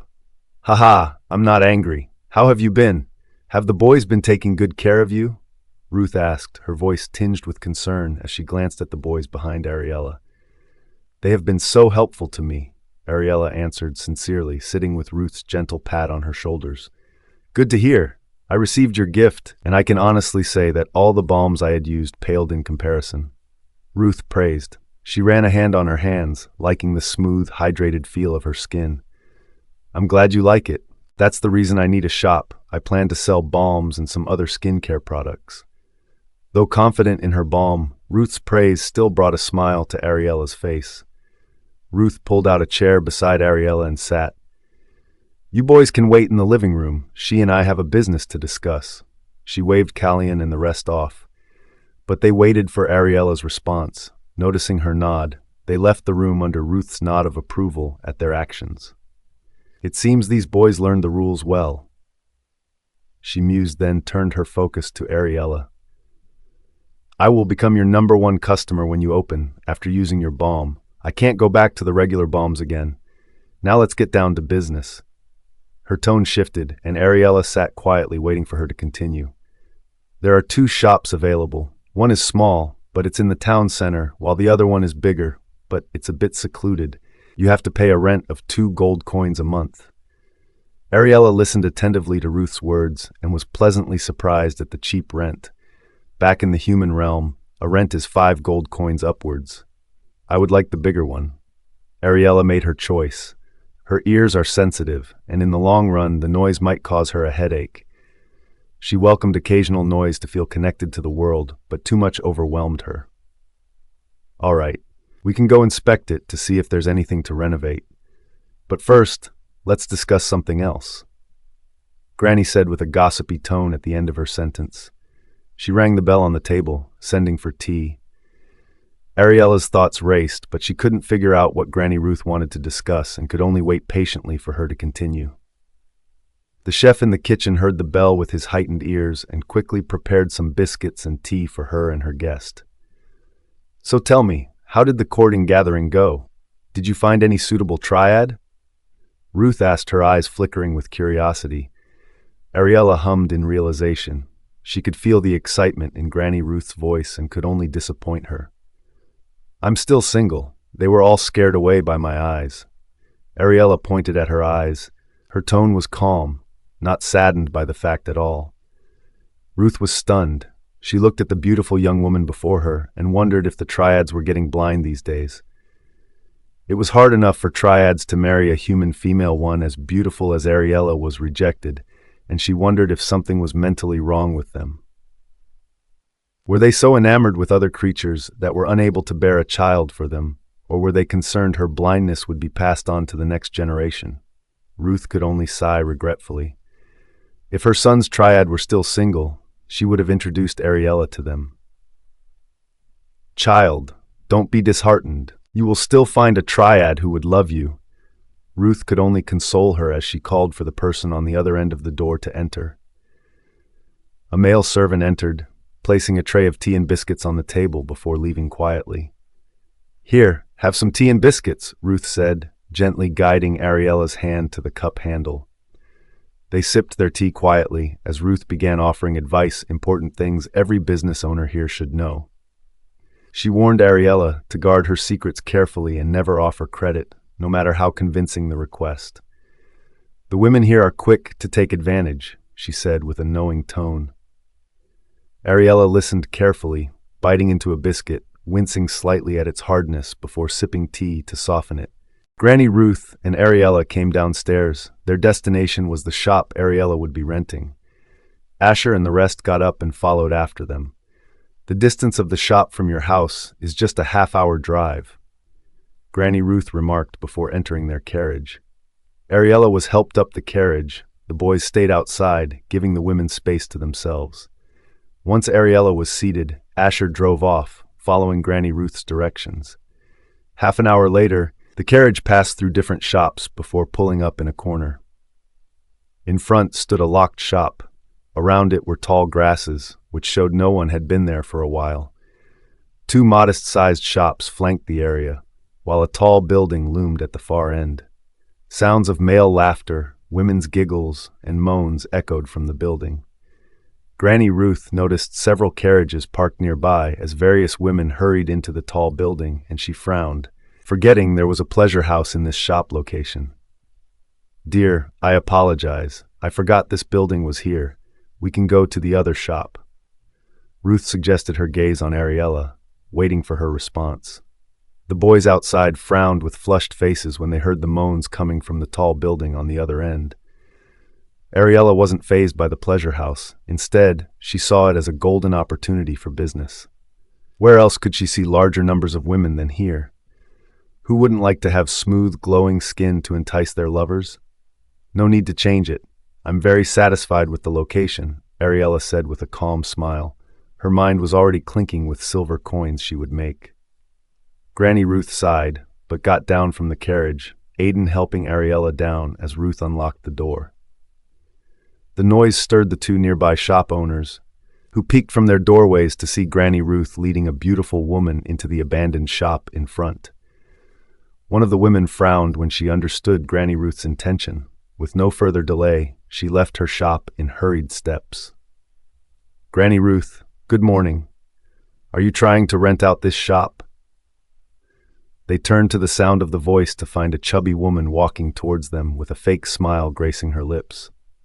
Yes, she will be your neighbor from now on, so take care of her, Granny Ruth announced, ignoring the woman's sudden change in expression. But Granny Ruth, I asked to rent this shop to increase the size of my shop, and now you are renting it out to another person. The woman shouted with a shrill voice. She had been confident in renting this shop. Selling provisions to those half-dragon males in the pleasure house had made her business boom. She had her eye on this shop, planning to merge it with her own. And now, Granny Ruth was handing it to a stranger. Ariella frowned, her ears numbing from the woman's shrill tone. While Granny Ruth frowned as she gazed at the chubby woman, I almost forgot about you. Margot, where's the rent payment for the last 3 months? Ruth's question made Margot stiffen in place. The thought of giving someone else her money made her breath hitch painfully. I will pay this month. She forced out through gritted teeth. I have customers waiting for me. She left those words and rushed back to her shop. The thought of dragging for the new shop was placed aside for the moment. Ruth snorted when she saw her fleeing back. This woman had enough to pay for her rent, but she was so stingy. Collecting rent from her each month was a battle, and now she dreams I'd hand her another shop with that attitude? Don't let this woman bother you in any way. If she does, report to me. Now let's look around the shop. Ruth quickly changed the subject and toured Ariella around the shop. This space is wide enough for you to place the balms, and there is an empty room and well at the back. You can either rest or turn it into your workroom. Ruth described each area as Ariella ran her hands over the dusty shelves, forming a picture in her mind from the descriptions. Asher and Callian followed them in while Aiden guarded the carriage. They stayed in the shop for a while, and Ruth's tour came to an end. So do you still like the shop? Ruth asked as they left the shop. Yes, I will take it, but the shop needs some construction before I open it. Washing the dirt from her fingers, Ariella nodded, her decision made. All right, we have to sign some papers. I have someone who can do the remodeling for a low price. Ariella's mind settled when she heard Ruth's words. All right, thank you so much. When I make a new product, you will be the first to use it. Ariella promised, knowing Granny Ruth took her time to show her around the shop. I'll hold you up on that. Don't forget. Now let's sign the papers. I will introduce one of the boys to the person. Ruth said as she climbed into the carriage, not before shooting Margot's shop a warning smile. Margot, who was peeking through the door, was startled and moved back, almost knocking down a customer in the process. Who is she trying to scare? Is it because her husbands are the lords in control of this town?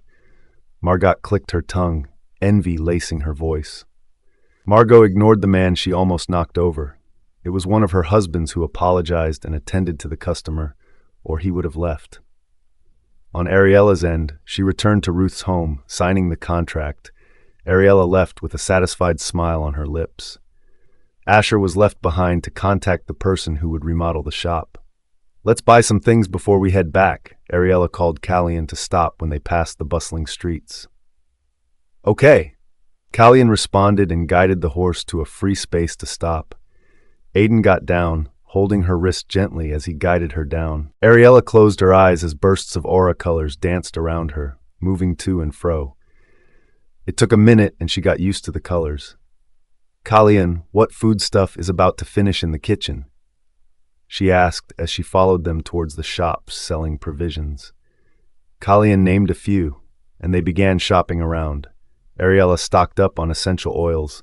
By the time they returned to the carriage, their hands were bulging with baskets filled with things they bought.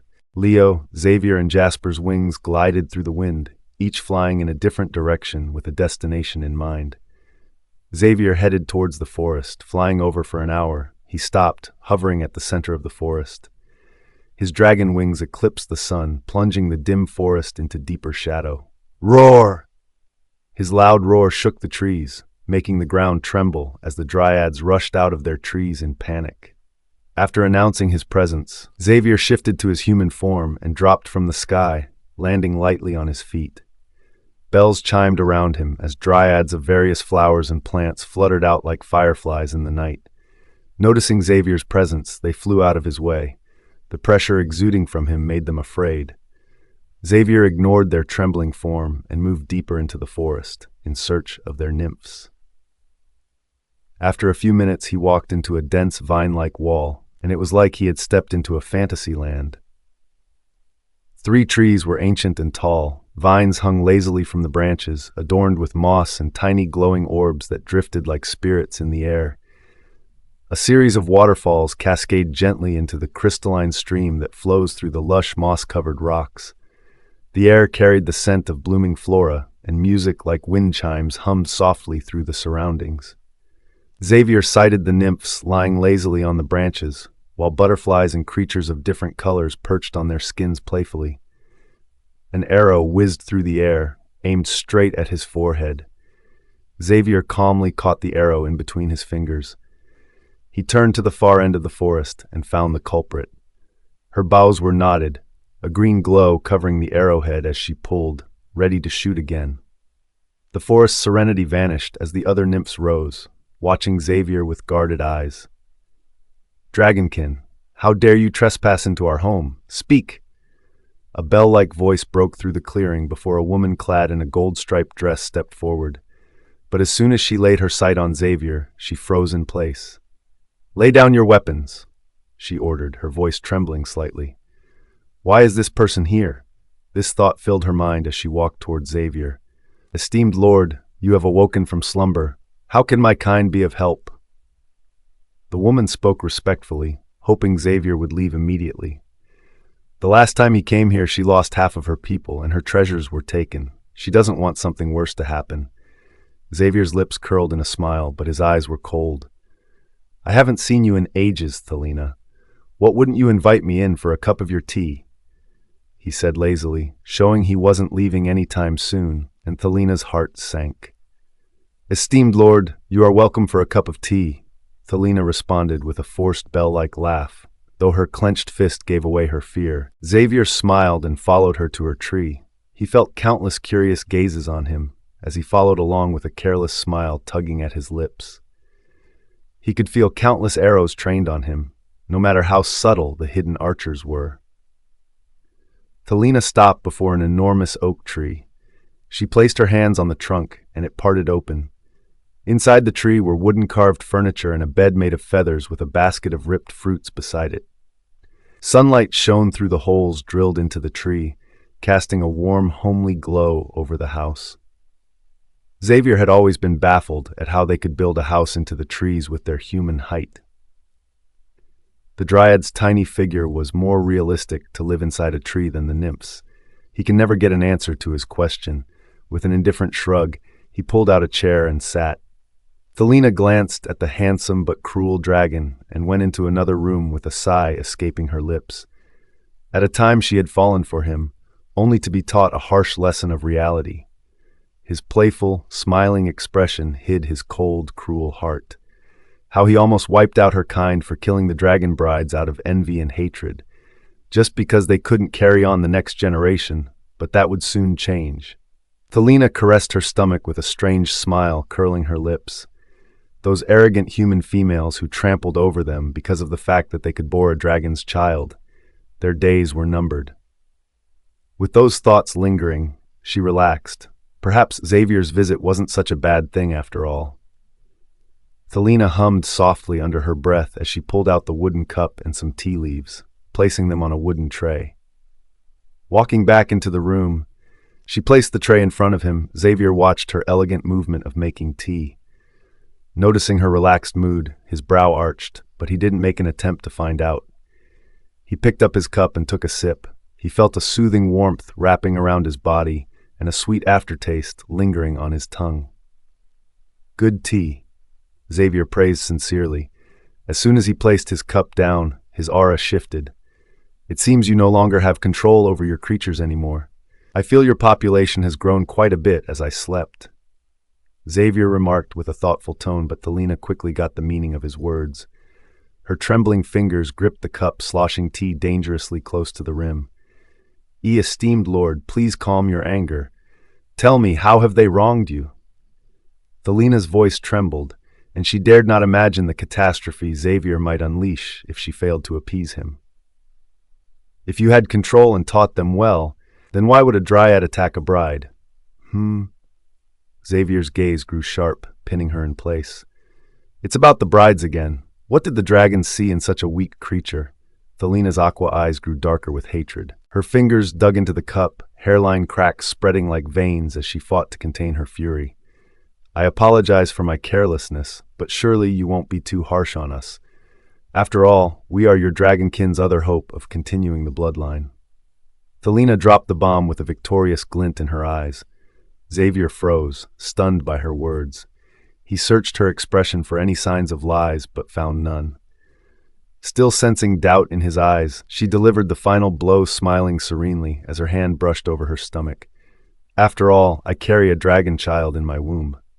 Xavier's gaze fell on her flat stomach. He heightened his senses and heard a tiny heartbeat different from Thelina's. Are you the only one, or are there others like you? Xavier asked in a serious tone. This concerns the future of the dragons. Thelina caressed her stomach with a soothing smile, letting the silence drag, hoping to see him unraveled and impatient. But to her disappointment, he remained calm, patiently waiting for her response. Thelina couldn't hold out much longer. This moment could redefine her people's standing. If the pregnancy was acknowledged, nymphs would finally be seen as equals to human females, free to marry any dragon triad of their choice. 5 nymphs are pregnant, and the other 5 are showing signs, though we aren't sure yet. She answered honestly and poured herself another cup of tea. Carry it to full term. Now that's out of the way. What treasures are you willing to part with for your creature's mistake? Xavier changed the topic, making her feel like nothing changed even when she was pregnant. Thelina stared at Xavier, stunned. Xavier noticed her expression and with a careless expression. Being able to give birth and one of your creatures plotting revenge on a woman are 2 separate matters. You don't think conceiving changes the fact a wrong was done, do you? Xavier drawled lazily, his fingers tracing the rim of his cup as he watched her constipated expression. What treasures does your esteemed lord want? Thelina asked through gritted teeth. She thought things would change when she revealed the news to him, but his attitude showed her otherwise. Give me the rarest of your herbs, a strand of your hair, and a forest token. Xavier requested calmly, which caused Thelina to frown. She expected him to ask for orbs and other magical plants that could protect a dragon when battling abyssal beasts. Aren't you handing it over, or should I start asking for more? At Xavier's words, Thelina rose swiftly to her feet, swallowing her thoughts for later. For now, she needed to hand it over and send this plague god out of her forest. Xavier watched her back, his face creased with worry. He felt trouble brewing now that nymphs could conceive, knowing how much they hated the women. If he treated her differently, he bet all the human women wouldn't live to see tomorrow. He has to think of a solution with his brothers when he returns. After some minutes passed, Thelina walked back into the living room with a covered basket in her hand. Esteemed lord, everything is in here. You can check. She placed the basket in front of him and waited at the side. Xavier gave her no courtesy, inspecting the basket's contents in front of her. He inspected each herb, unwrapping and examining their quality one by one before opening a different wrapped leaf. Inside, an aqua-long strand laid, and the last was a wooden token. Holding it, he could feel their magic pulsing through it. Xavier nodded in approval and packed everything back in order. "I'll take my leave." Xavier got to his feet and took the basket, motioning for her to open the door. From start to finish, he never brought up the topic of her pregnancy. She watched him leave the forest until she could no longer see his face. Her emotions churned with confusion. Does he accept their kind or not? This unanswered question ran through her mind, and a sigh of frustration escaped her lips. She could only carry the child to full term. Jasper shifted midair and fell into the sea with a loud plop. He dove deeper, gliding past schools of fish. As he went deeper, the water pressure increased, but to him it was nothing. He could breathe fine in the water. Swimming past swaying sea plants, he spotted a deep tunnel, so dark it felt like the shadows themselves would swallow you whole. Jasper's eyes lit up in recognition.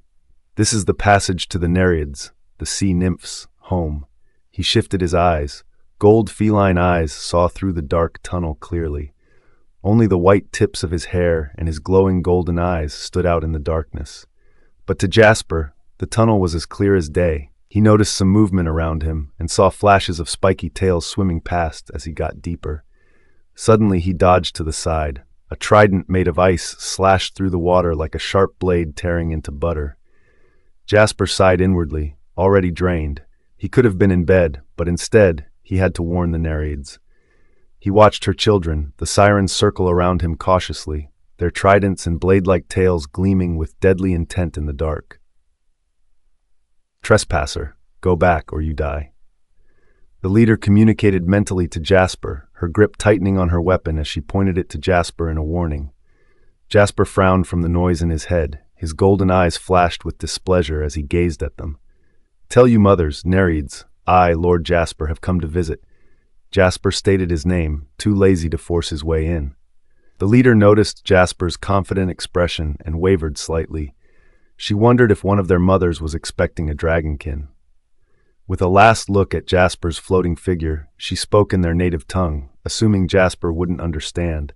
If he makes any suspicious movement, kill him. With this, she left without saying a word to him, but one of the women told him why she left. "Lord Jasper, wait here. She went to inform our queens." Jasper didn't bother to answer. He floated with the current, eyes shut, appearing almost asleep. Several siren guards couldn't look away from his striking form. His tall frame dwarfed their small figures, and the rippling strength in his muscles made their hearts skip a beat and their throats go dry.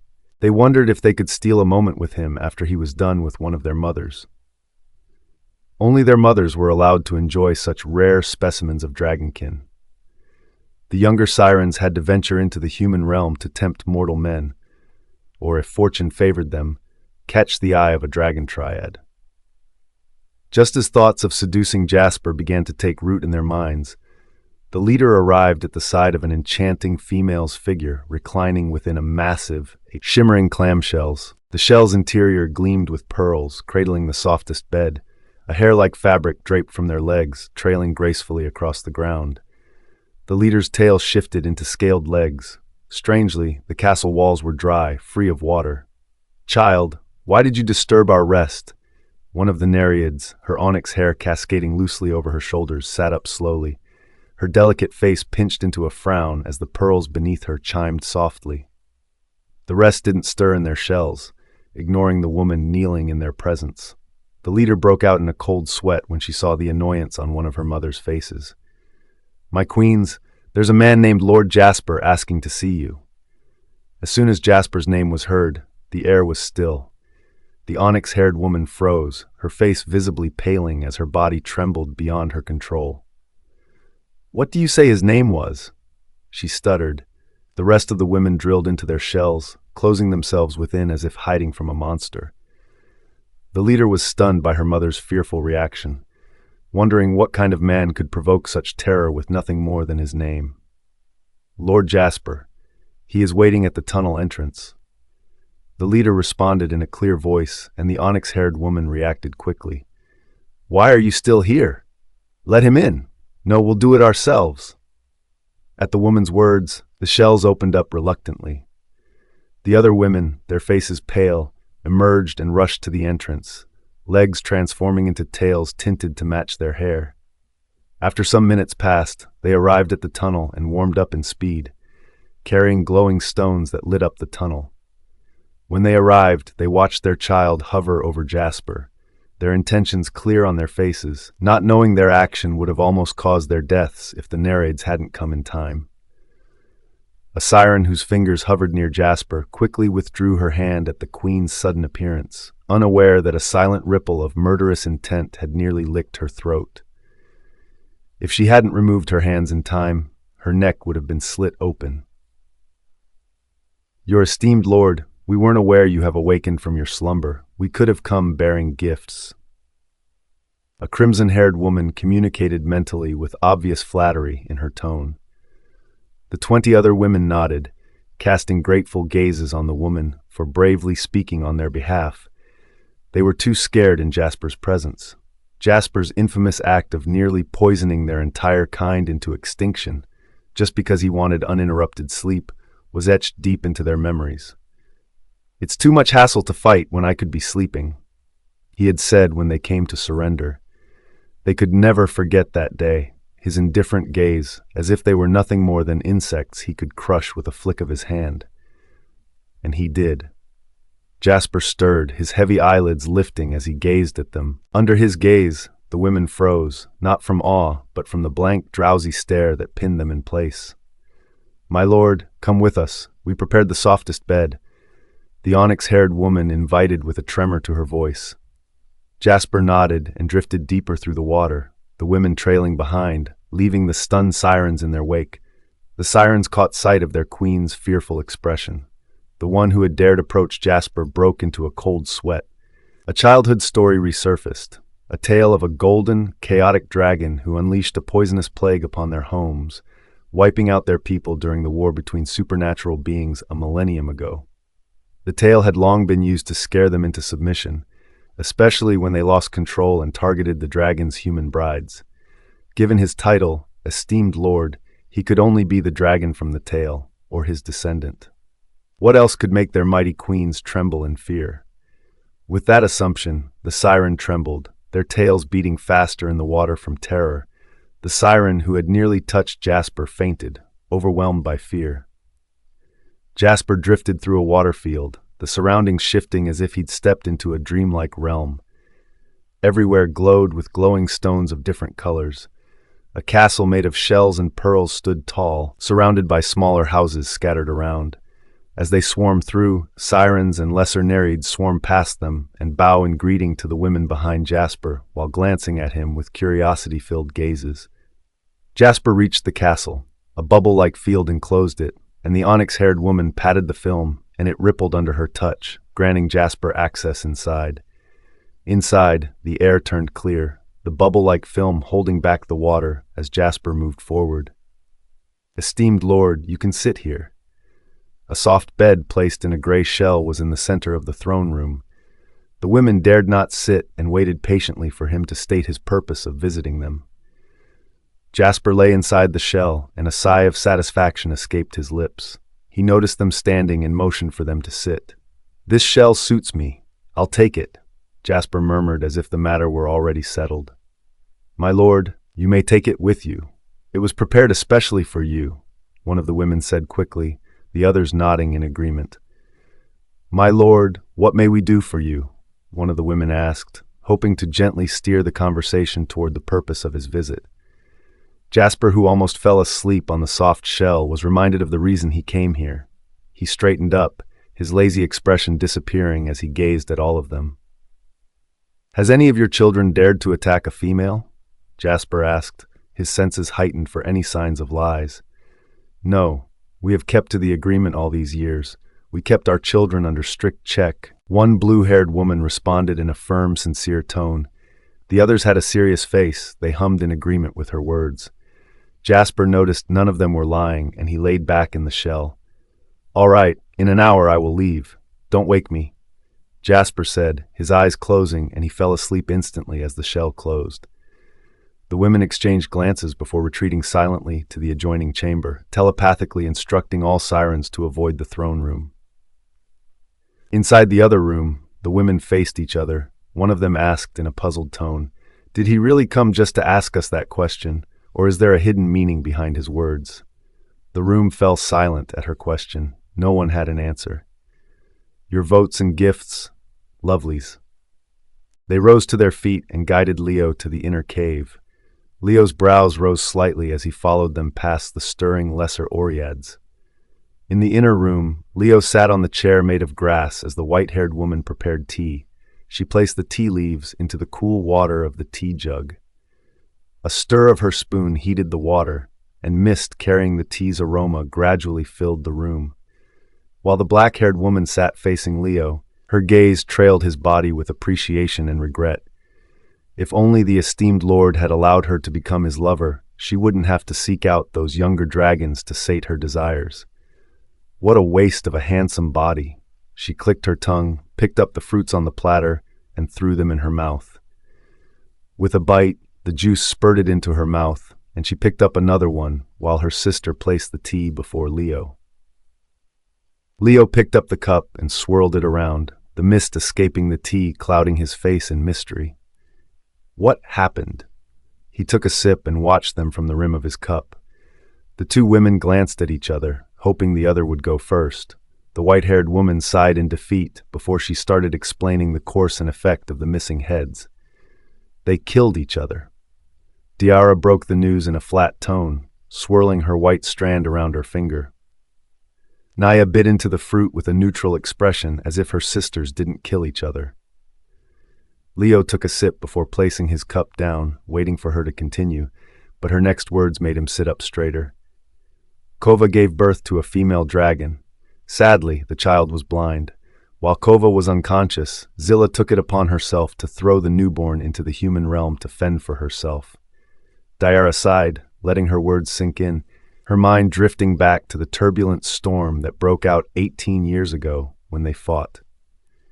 Naya shivered from the memory. She was struck by lightning, even when she hid herself well.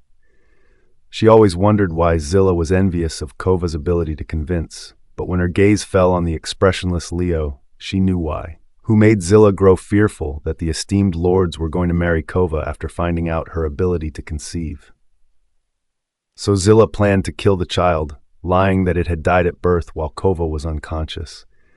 But Kova woke earlier than expected, and Diara, unaware of Zilla's scheme, accidentally broke the news of the child's safe delivery. I wasn't aware of Zilla's plan to abandon the child in the wild, nor that Kova still had enough strength to read the minds of the animals around her. She saw Zilla taking her child, and the rest unfolded, Diara explained as briefly as possible. Unable to describe the devastation and ruined mountain hills left by the clash of two higher Oreads, Leo digested her words.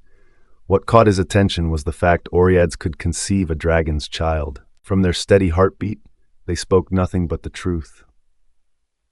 Has there been another case of pregnancy after Kova? Leo couldn't help but ask. Naya and Diara started to shake their heads, then paused, recalling something. The lesser Oreads took preventions. They were traumatized after the fight and concluded being pregnant with a dragon's child was a bad thing. Naya chimed in as she grabbed some almond nuts on the platter. Diara shrugged, not bothered to change the lesser Oreads' minds about that notion.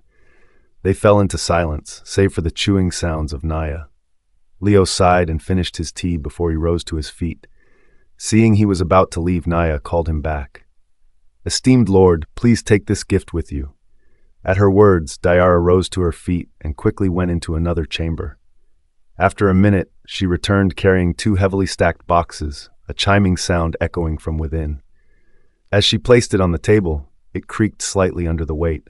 She removed a box, lifting the lid to reveal a blinding gold light. Pure gold bricks were stacked neatly inside. This was the finest gold mined from the mountain and smelted into bricks. Leo remained calm, unsurprised by the sight of the gold. He watched her open the second box, revealing a diamond, and the third contained crystals in various colors. He accepted the gifts, knowing they were as insignificant as spilled water to them. Their powers and the abundant resources from their land made it easy to mine such wealth. The twin sisters watched him leave, and then their tense shoulders loosened. Though they were powerful, they had an instinctive fear of Leo and his brothers. Meanwhile, Xavier carried the baskets filled with the nymph's gift and flew towards Ariella's home.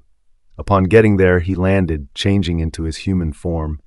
He took out his pants, tore to the basket, and put it on. Scales covered his bare chest as he walked to her doorstep. He raised his hands to knock, but paused midair when he felt the silence around the house. "She hasn't returned yet?" Xavier frowned, feeling disappointed by Ariella's absence. He waited for a few minutes before turning to leave, but just as he was about to shift into his dragon form, he spotted a carriage approaching from afar. A small, unnoticed smile curled on his lips as he heard the familiar heartbeat coming from within. The carriage came to a stop in front of the house, and Kallian jumped down to help Ariella, only to be intercepted by Xavier.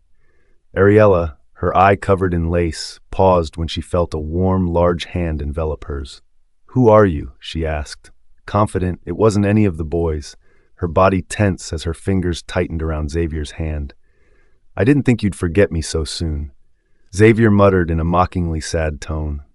Ariella immediately relaxed at the sound of his familiar voice. "Oh, what brings you here?" she asked as she climbed down from the carriage. But recalling that she might need his free labor later to make sugar, her tone softened. "Tomorrow, I'll make something nice for you." Xavier's expression became genuine. "Here, this is payment for the free food I'm going to keep eating here." He guided her hands towards the basket handle. Ariella felt the weight of the basket, her curiosity piqued. "Thank you. It's heavy. I hope it's nothing too precious." She added, keeping in mind that she would return it if it was. After all, it doesn't take much to feed him. "Open it and find out, and I'm not taking it back. No returns," Xavier said in a playful yet serious tone. Ariella placed the basket on the table and removed the lace covering her eyes. Opening them, she looked at the basket's contents. Xavier sat on the couch, glancing over as she picked up an herb and brought it to her nose for a sniff. "What herbs are these?" Ariella asked. It smelled earthly, with a hint of bitterness, like a cracked walnut. She had never come across this herb before. Xavier rose from his seat and stopped beside her. "The one you're holding is called hollow root. It's better at sedating and easing pain than the usual herbs used when a triad bonds with their bride." He paused, picking up the 3 remaining herbs from the basket. "This one is meltberry. It heals scars and regenerates flesh. As for the other 2, they're likely for the skin."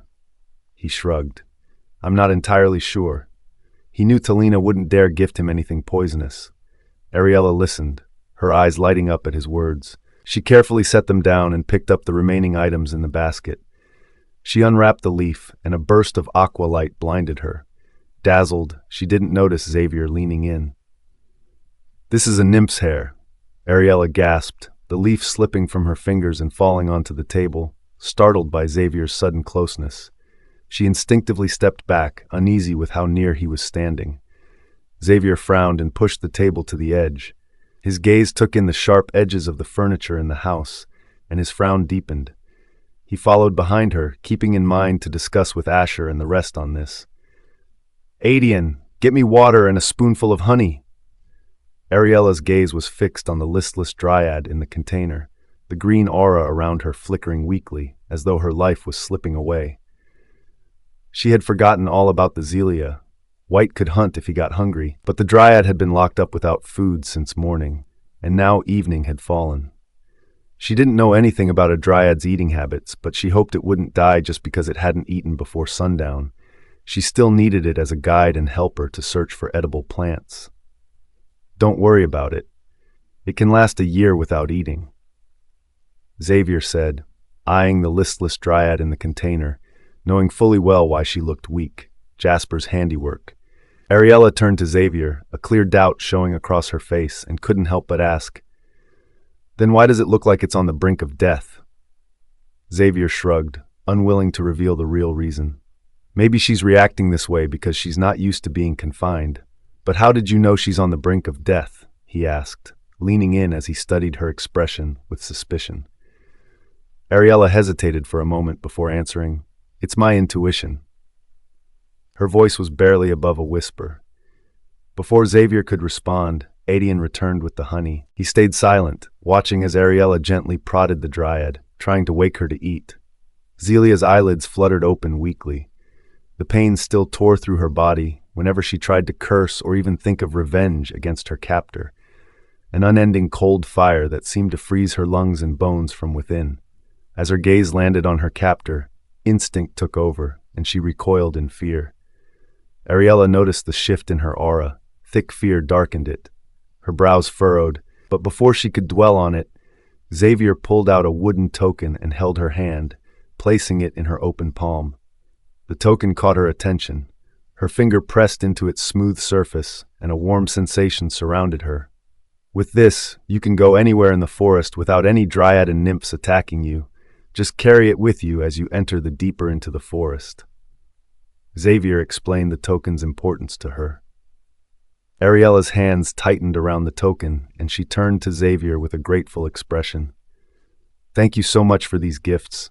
I have nothing of value to repay you with, but I can invite you and your triad to eat at my place whenever you like, and any pastries I make, you'll always have a share. Ariella promised. It was all she could offer. These things are important that she couldn't refuse, especially the token. You don't need to pay me back, Xavier said with a casual wave of his hand. These are payments for the meals I'll be enjoying. Don't burden yourself. Use the gift as you wish. He could have given her the gold and crystals from his treasures, but that might have overwhelmed her. The gift from the nymph was more useful and far less intimidating. Ariella hummed and moved toward the living room. A thought struck her, tightening her grip around the token. Her expression shifted as she asked in a serious tone, "Are the nymphs dangerous?" She sat on the couch and turned to Xavier, her expression serious as she waited for his response. Xavier's brows raised at her question, but he chose to answer her honestly. He felt the dragon realm wasn't going to remain as safe as it used to be for the females. They can make rules, but can't monitor if their rules are being followed. The same goes for the nymphs. Giving them a title the same as the bride was bound to be stormy. He was certain some women would die. They hate the brides. Always keep Callian and the rest around you at all times. He warned and got to his feet. He had something important to do. I'll take my leave until tomorrow, Xavier said as he strode to the door.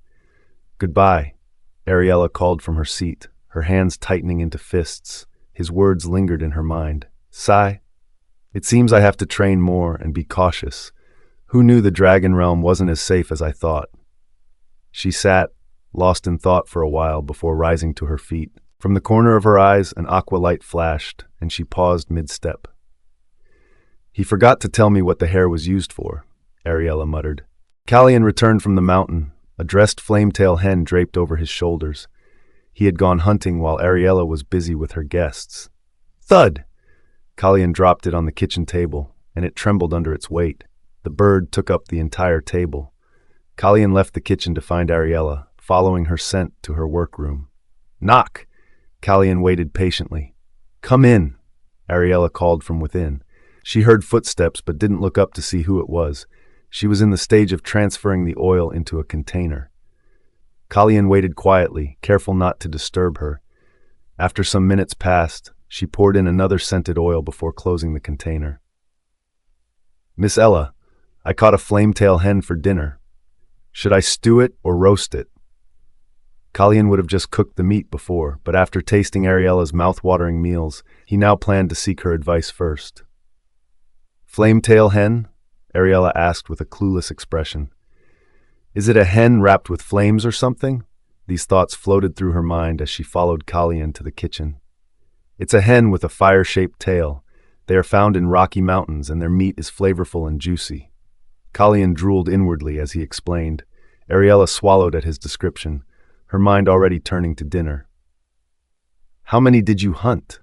She asked, planning to stew it with the remaining potatoes for dinner. One. It's on the table, Callian responded as they reached the kitchen. Just one? It wouldn't be enough for all of us. Ariella shook her head with a frown, her cane tapping softly as she moved toward the table. But when she felt for the meat, her hands reached the other end of the table and still found more meat, and she grew stunned. She tried to lift it to confirm its size, but the weight made her stumble back. "Miss Ella, it's big, you can't pick it up. I could only catch one, they're tricky to hunt," Kalyan said as he held the meat effortlessly. "One is enough," Ariella said, surprised. She had pictured a normal hen, not one bigger than an adult boar. "Let's stew the meat, cut it into chunks, and call Aiden to peel the potatoes," Ariella instructed, focusing on dinner. She wasn't scared to use the whole meat, knowing the boy's big appetite. "Okay." Kalyan answered and left the kitchen as Ariella felt the body of the hen, visualizing what it looked like in her mind. Its neck was long and slender like a normal hen, and she grew a bit confident in cooking it since it felt like a bigger version of a normal hen. Sounds of footsteps echoed outside the kitchen door. The door was pushed open by Aiden and Kalyan, and Asher followed behind him. "Miss Ella, I'm back. I spoke with the man, and he'll come here tomorrow to discuss the price and materials with you," Asher said as he stopped beside her. "All right, let's prepare dinner." Ariella nodded, and the kitchen became busy under her instructions. White, emerging from wherever he'd been hiding, rubbed against her ankle, his tail wrapping around her leg as he purred for attention. Ariella looked down, a smile curling on her lips at its actions. She almost wondered if she had picked up a cat instead of a tiger. "Good boy. Wait outside. I'll play with you later," she said gently. She couldn't have him in the kitchen while cooking. His fur might end up in the food. White whined but obeyed and left the kitchen. "I have cut the meat and rubbed salt over it." Kalyan brought the huge bowl of meat to the table, while Aiden and Asher were done peeling and cutting the potatoes, carrots, and onions into cubes. "Okay, light the fire and heat up some oil in the cauldron. Sear the meat till the skin is slightly browned, then remove it," Ariella instructed as pulled out a chair and sat. Kalyan quickly followed her instructions. 3 minutes later, sizzling meat filled the kitchen, making their mouths water. Kalyan scooped out the meat, followed Ariella's step, and fried the onions, potatoes, and carrots into the oil, stirring it for some minutes before pouring the meat back into the pot. Ariella poured water into the content, sprinkled pepper and salt, and covered the cauldron to stew. "Reduce the heat. After some minutes, stir and mash the potatoes to thicken the broth," Ariella instructed before she sat and waited. Kalyan and the rest gathered around the closed cauldron, swallowing continuously as the meat stewed. As time passed, the aroma grew stronger, and even Ariella found herself staring at the closed cauldron, hoping it would cook faster. After some agonizing minutes passed, Kalyan uncovered the cauldron, and the savory aroma hit them. Kalyan stared at the thick, mouth-watering broth, oil glimmering on the surface, tempted to take a bite. He held himself and poked the meat with a spoon. Noticing the soft texture, he turned off the fire. "It's ready," Kalyan announced, putting them out of their misery. Kylan served the meal with the leftover bread from breakfast. They sat around the dining table and White had his own bowl in front of it. "Let's eat," Ariella said as she picked up the wooden spoon. The boys didn't have to be told twice and dug in. As their teeth sank into the meat, a burst of crispy, earthy flavor slid down their throats. A hush fell over the dinner table as they sat stunned before their hands moved in a blur. "Miss Ella, delicious," they said with their mouths filled with food. They couldn't stop eating. Ariella was no better, though she managed to control her reaction more than the others. She couldn't believe such delicious meat existed. It wasn't just her cooking. The meat itself had an incredible flavor. It was like a cross between duck and chicken, only more tender. Her hands moved almost automatically as she chewed, and the bread sat forgotten beside her. White's fur was streaked with oil, his head buried in the bowl as he devoured the food hungrily. As they enjoyed their meal, deep within the cave, Xavier and Leo wore serious expressions, while Jasper struggled to keep his eyes open. "What should we do with the nymphs?" Leo asked the question weighing on their minds.